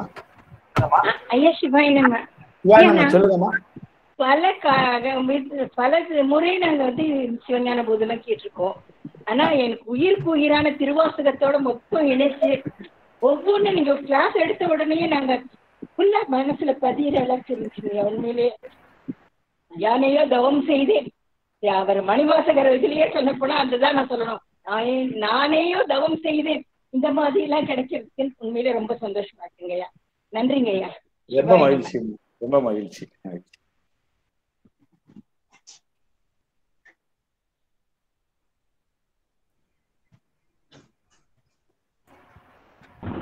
ஐயா வணக்கம். வணக்கம்மா ஐயா. கோயம்புத்தூர்ல இருந்து ஜெகதீஸ்வரி. சொல்லுங்கம்மா. அருமையான விளக்கமான ஒரு வகுப்பா இருந்தது ஐயா. மிகவும் நன்றி உங்களுக்கு. அதாவது இந்த கேள்வியில ஒரு கேக்குதா ஐயா? கேக்குதுங்கம்மா, சொல்லுங்க சொல்லுங்க. அந்த 2 பொழிப்புரை சொன்னீங்க ஐயா. பிண்ட பொழிப்புரை, வார்த்திக பொழிப்புரை. அந்த வார்த்திக பொழிப்புரையை பற்றி எனக்கு சரியா விளங்க இல்ல. அது ஒருக்கா சொல்லுவீங்களா? பிண்ட பொழிப்புரை என்பது ஒரு பாடலினுடைய மொத்த கருத்தை அப்படியே ஒரு பேராகிராஃப் மாதிரி கொடுக்கிறது. வார்த்திகை பொழிப்புரைங்கிறது நம்ம பள்ளிக்கூடத்துல படிக்கும் பொழுது அறிஞ்சொற்பொருள்னு படிச்சிருப்போம். ஒவ்வொரு வார்த்தையாய் எடுத்து அதற்கு என்ன விளக்கம் என்று காட்டுறது. அதுக்குத்தான் வார்த்தை. கண்ணளித்துறைன்னு ஒவ்வொரு கண்ணா பிரிச்சு எடுத்து சொல்றது. அது மாதிரி கண்ணளித்துறை என்று பெயர். அப்படின்னா அதுல எல்லா வார்த்தைகளும் எல்லா நுட்பத்தையும் சொல்லிடுறது வார்த்திக பொழிப்புரை. பிண்ட பொழிப்புரை ஒரு பொது அளவில் இது இந்த கருத்தை சொல்லுது அப்படின்னு சொல்றது. அவ்வளவுதான். சரிங்கம்மா, ஐயா. என் பேர் பாகீரதி. சிவஞான போதம் பேரு பாகீரதி. சிவஞான போதம்ங்கிறது கேள்விப்பட்டிருக்கேன். ஆனா அதுல என்னென்ன சமாதங்களா நம்ம தெரிஞ்சுக்க முடியும். அந்த புஸ்தகத்தை படி பார்த்துருக்கேன். அதுல என்னென்ன இருக்குங்கிறது தெரியாது எனக்கு. இன்னைக்கு உங்களுடைய இதுல இருந்த சரி அதை படிக்கணுங்கிற ஒரு ஆர்வம் வந்திருக்கு. ரொம்ப மகிழ்ச்சி, ரொம்ப மகிழ்ச்சி. அதுதான் வேணும். ஆமா. வணக்கம் ஐயா. வணக்கங்கம்மா. அபரஞானம் என்பது இந்த ஆகமங்கள் படிப்பதனால் வருவதா? ஆமா, அபரஞானம் என்பது நூல் வழியாக பயின்று இறைவனை அடையக்கூடிய அந்த வழிமுறைகளை தெரிந்து அதன்படி ஒழுகுதல். இப்போ ஒரு உதாரணத்துக்கு கண்ணப்ப நாயனார் என்ன படிச்சார் அவருக்கு கிடைச்சதுன்னா அது பரஞானம். ஆனா நாம இப்ப அதுக்காக சரி இப்ப போய் அதனால என்னைக்கா ஒரு நாள் கண்ணை குத்திக்கிறதுங்கிறதுலாம் முடியாது. அதனால என்ன பண்றார், நமக்கு நூலை கொடுத்து இதுபடி படிங்க, காலையில கோயிலுக்கு போங்க, உழவாறு பணி செய்யுங்க என்று சொல்லி இந்த பணிகள்ல நம்ம இவ்வாறு ஈடுபடுத்தி காட்டி எடுத்துட்டு போறதுக்கு அபரஞானம்னு பேர். அடியார்களுக்கு கிடைக்கிறது பூரா பரஞானம் இல்லையா? இல்ல, அப்படின்னு சொல்ல முடியாது. நாமெல்லாம் அடியார்கள் தானே. நாங்க கோமதி அம்மாவை மிகப்பெரிய அடியாராக எல்லாம் பார்த்து கொண்டிருக்கிறோம். நாமெல்லாம் அடியார்கள் தான், எல்லாரும் அடியார்கள் தான். கண்ணப்ப நாயனார் மாதிரி பெரிய இல்ல அப்படின்னு இல்ல. அதாவது பரஞானம் என்பது சுவாமி நமக்கு தர இருக்கிறான். இப்ப நாம இதை உணர்ந்து நம்ம அது எவ்வாறு செய்ய வேண்டும் என்பதனை இந்த மாதிரி எல்லாம் வகுப்புகள்ல கேட்டு தெரிஞ்சு எடுத்துட்டு போறது அது அபரஞானம். அப்படி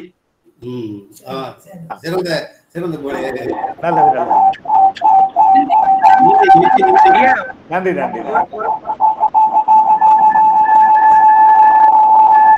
ஐயா சீனிவாசன் ஐடியில இருந்து சீனிவாசன் கிருஷ்ணமூர்த்தி அவங்க 2 ஐடியில இருந்து வர்றாங்க. 2மே ஆன்ல இருக்கிறதுனால இறைச்சல் வருது.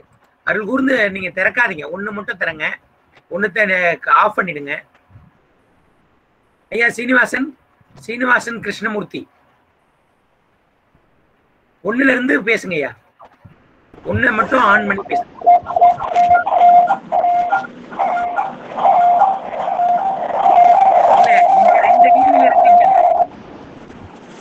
ரெண்டு ஆன் பண்ணி வச்சிருக்கீங்க.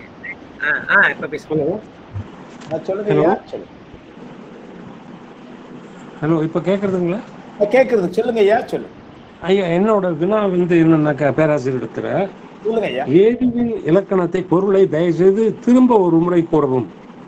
ஏது அதாவதுங்க ஐயா, இந்த இடத்துல ஏது என்பது மேற்கோள்ல சொல்ல வந்த செய்தி, அதற்கு ஒரு ஐயம், அதற்கு பிற சமயத்தார் முடிவு பெறாமல் செய்யக்கூடிய ஒரு விடை. அதை முதல்ல சொல்லியாச்சு. ஏது என்பது சைவ சித்தாந்தம் இதற்கு மேலே ஐயம் எழாத வண்ணம் இதுவே விடை என்று உறுதியாக சொல்லக்கூடிய அந்த விடைதான் ஏது. அந்த ஏதுவை நமக்கு மனசுல பதிய வைக்கிறதுக்காக சுவாமி என்ன பண்றார், ஒரு எடுத்துக்காட்டு, ஒரு எக்ஸாம்பிள், பின்னாடி ஒரு எடுத்துக்காட்டு வெண்பா ஒண்ணு பார்த்தார். அதுதான் ஏது. ஓகே. இப்போ அப்படின்னாக்க ஆன்மாவுக்கும் ஏதுவுக்கும் என்ன சம்பந்தம்? இல்லைங்க, ஆன்மாவுக்கு ஏதுக்கும் சம்பந்தம்லாம் ஒண்ணும் இல்லை. ஏதுங்கிறது தமிழ்ல இப்ப நமக்கு ஒரு பகுதியை புரிய வைக்கிறதுக்குள்ள ஒரு இலக்கண அமைப்பது. அதற்கு ஆன்மாக்கும் ஒன்றும் சந்தேகம் இல்லை, ஒரு தொடர்பும் இல்லை. ஓகே, புரிஞ்சுதுங்க. தேங்க்யூ. நல்லது நல்லது நல்லது.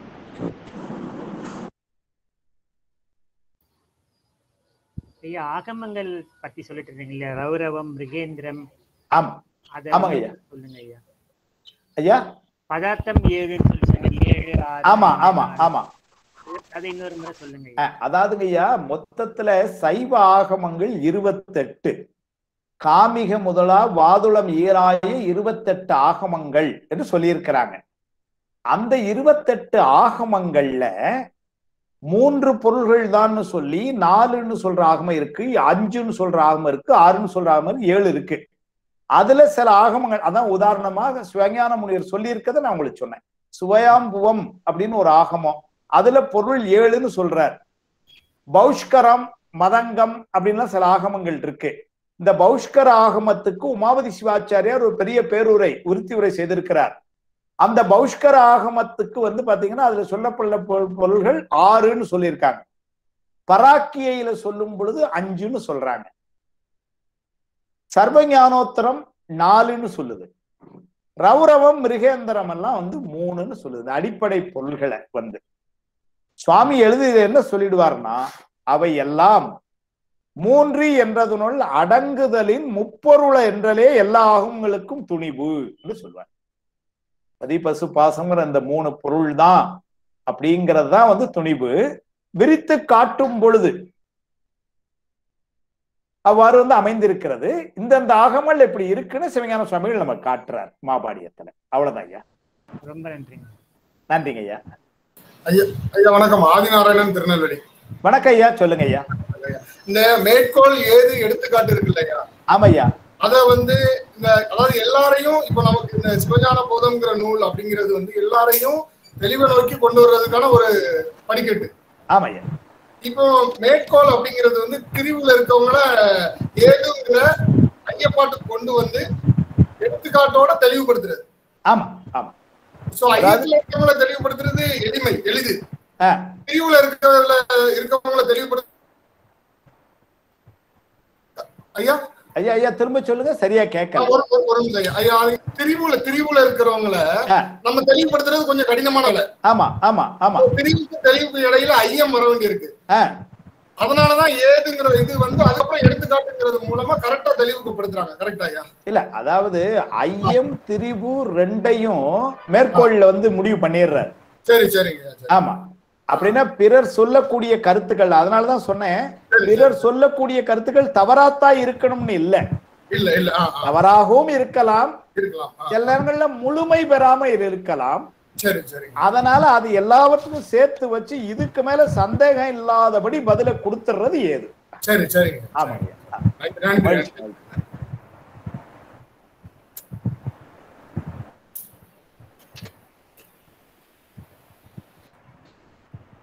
நன்றி. ஐயா வணக்கம். அடியன் லோகநாதன். வணக்கம் ஐயா, சொல்லுங்க ஐயா.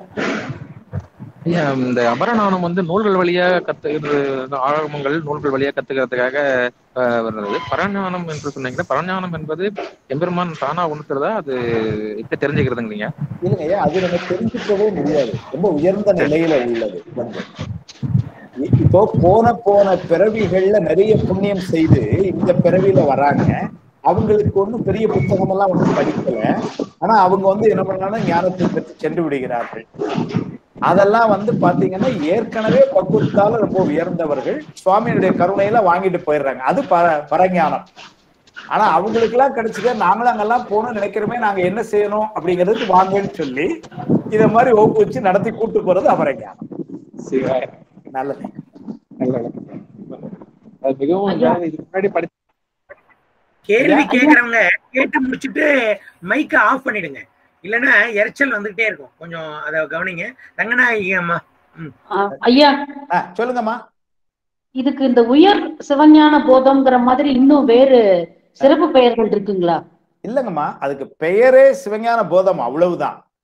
ஆனா பின்னர் ஆசிரியர்கள் பல பேரு அதை சொல்லும் பொழுதே உயர் சிவஞான போதம்.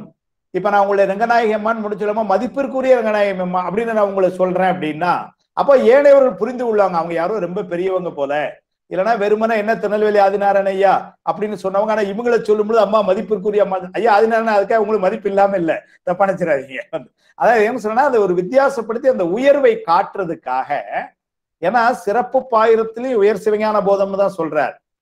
பின்னாடி சிவப்பிரகாசம் நூல்ல உமாதி சிவாச்சாரியர் நான் இந்த சிவப்பிரகாசம் நூலை எப்படி எழுதுனேன்னு சொல்வார். அதுக்கு முதல்ல சொல்றாரு நான் சிவஞான போதத்தை படிச்சேங்கிறார். தெரித்த குரு முதல்வர் உயர் சிவஞான போதம் செப்பினர், பின்பு அவர் முதல்வர் சிவஞான சித்தி விரித்தனர், மற்ற அவர்கள் திருவடிகள் போற்றி விளம்பிய நூல் அவை இரண்டும் விரும்பி நோக்கிங்கிறார். சிவஞான போதத்தையும் சிவஞான சித்தியாரையும் ஒழுங்கா படிச்சேன், அதுக்கப்புறம் தான் நான் இந்த சிவப்பிரகாசம் எனக்கு செய்ய முடிஞ்சதுங்கிறார். அந்த இடத்துலயும் கூட பாத்தீங்கன்னா உயர் சிவஞான போதம் அப்படின்னா வேற ஒண்ணும் இல்லை, ரொம்ப உயர்வான நூலுங்கிறத நம்ம புரிந்து கொள்ளணும், அதுக்காக சொன்னேன், அவ்வளவுதான். எல்லா நூல்களும் உயர்ந்த நூல்கள் தான், இதனால இது மெய்கண்டாருடைய நூலுக்கு சிறப்பு, அவ்வளவுதான். நன்றி. நன்றிங்கம்மா. ஐயா வணக்கம். விஜய வடிவு. வணக்கம்மா, சொல்லுங்க. ஐயா நம்ம ஞானசம்பந்தரோட பாசுரத்துல ஏதுக்களாலும் எடுத்த மொழிகளாலும் மிக்கு சோதிக்க வேண்டா சுடர் விட்டுடன் எங்கள் ஜோதின்னு வருது இல்லையா? அந்த ஏது வேற இந்த ஏது வேற, அப்படிதானுங்க ஐயா? ஆமாங்கம்மா. அதாவது ஏது அப்படிங்கிறதுமா அது ஒரு தமிழ் சொல், அவ்வளவுதான். ஒன்றை நிச்சயம் செய்கின்ற ஒரு முறை, அவ்வளவுதான். அங்கேயும் அப்படித்தான். ஏதுக்களாலும் எடுத்துக்க மொழியாலும் அப்படின்னா எந்த ஒன்றுனாலும் சுவாமியை இன்னது என்று நம்ம நிச்சயம் செய்ய முடியாது அப்படிங்கறது அங்க கொள்கை. அப்படின்னா என்ன அர்த்தம்? சுவாமியே உணர்த்தாமல் நாமா நம்முடைய முயற்சியில அவனை அடைய முடியாது. அவன் இன்ன தன்மையன் என்று நம்மால் இன்ன தன்மையன் என்று அறிவொன்னாய் எம்மானைன்னு தானே சுந்தரன்னு சொல்றாரு. அதுதான் அங்க எது என்பது. சரிங்க. நான் அதை ரொம்ப ஆராய்ச்சி பண்ணிட்டே போக கூடாது நம்ம அப்படிங்கிற மாதிரி. ஆனா உண்மையிலேயும் அப்படித்தான். அதனாலதான் காரைக்கால மேலும் சொல்றாங்க, நூல் அறிவு பேசி நுழைவிலாதார் திரிகன்னு சாவமே விட்டாங்க. ஏன்னா வழிபாட்டுல இருக்கக்கூடியதுதான் முக்கியமே தவிர ஆராய்ச்சி செய்யறதுல இல்ல. தெரிந்து கொள்ற அளவுக்கு வச்சுக்கணும், அவ்வளவுதான். அதுக்கு மேல ஆராய்ச்சிக்கு நம்ம வேண்டாம். நாம செய்ய வேண்டியதெல்லாம் அன்பு மீதூர்ந்த வழிபாடு, அதுதான். சரிங்கம்மா, மகிழ்ச்சி. ஐயா மீண்டும் ஜெகதீஸ்வரி. சொல்லுங்கம்மா. ஐயா எனக்கு சரியை கிரியை பற்றிய ஒரு சிறிய விளக்கம் தாங்களே. ஆமா, அதாவது சரியை என்பது உடலால் செய்யக்கூடிய வழிபாடு, கிரியை என்பது உடலாலும் உள்ளத்தாலும் செய்கின்ற வழிபாடு. இப்போ ஒரு திருக்கோயிலுக்கு போறோம், அங்க பூ இதெல்லாம் பறிச்சு ஒரு மாலையா கட்டி போடுறோம், அந்த இடத்தெல்லாம் சுத்தம் செய்யறோம். மனம் ரொம்ப ஒன்றி இருக்கோ ஒன்றுலையோ, ஆனா எங்க அப்பா சொன்னாங்க நான் போய் செய்யறேன்னு செய்யறோம், அது சரியை, அதுக்கும் புண்ணியம் உண்டு. ஆனா அதே இது கிரியை என்பது உள்ளத்தாலும், இது எங்களுடைய பெருமான், அவருக்கு நான் வீட்டுல பூஜை பண்ண, ஐயோ நான் காலையில் நைவேத்தியம் பண்ணலையே சுவாமிக்கு நேரம் எடுத்த அப்படின்னு போய், இது உள்ளத்தால் செய்யற வழிபாடு, அது கிரியை. அதனால படிநிலையில ஆரம்ப சரியை, அதுக்கப்புறம் உயர்ந்த நிலையில கிரியை, அதற்கு மேல யோகம், அப்புறம் ஞானம். அதான் வழிமுறை. அது அடுத்த அந்த சூத்திரம் வரும் பொழுது விரிவாத நம்ம செய்வோம். நன்றியா. ஒரு நிறைவு நிலைக்கு வந்துட்டோம்னு நினைக்கிறேன். கிட்டத்தட்ட அனைவருக்கும் நேரமும் நிறைந்தது, நம்மளுடைய ஞானமும் ஒரு நிறைகிற ஒரு சூழலை பெற்றது.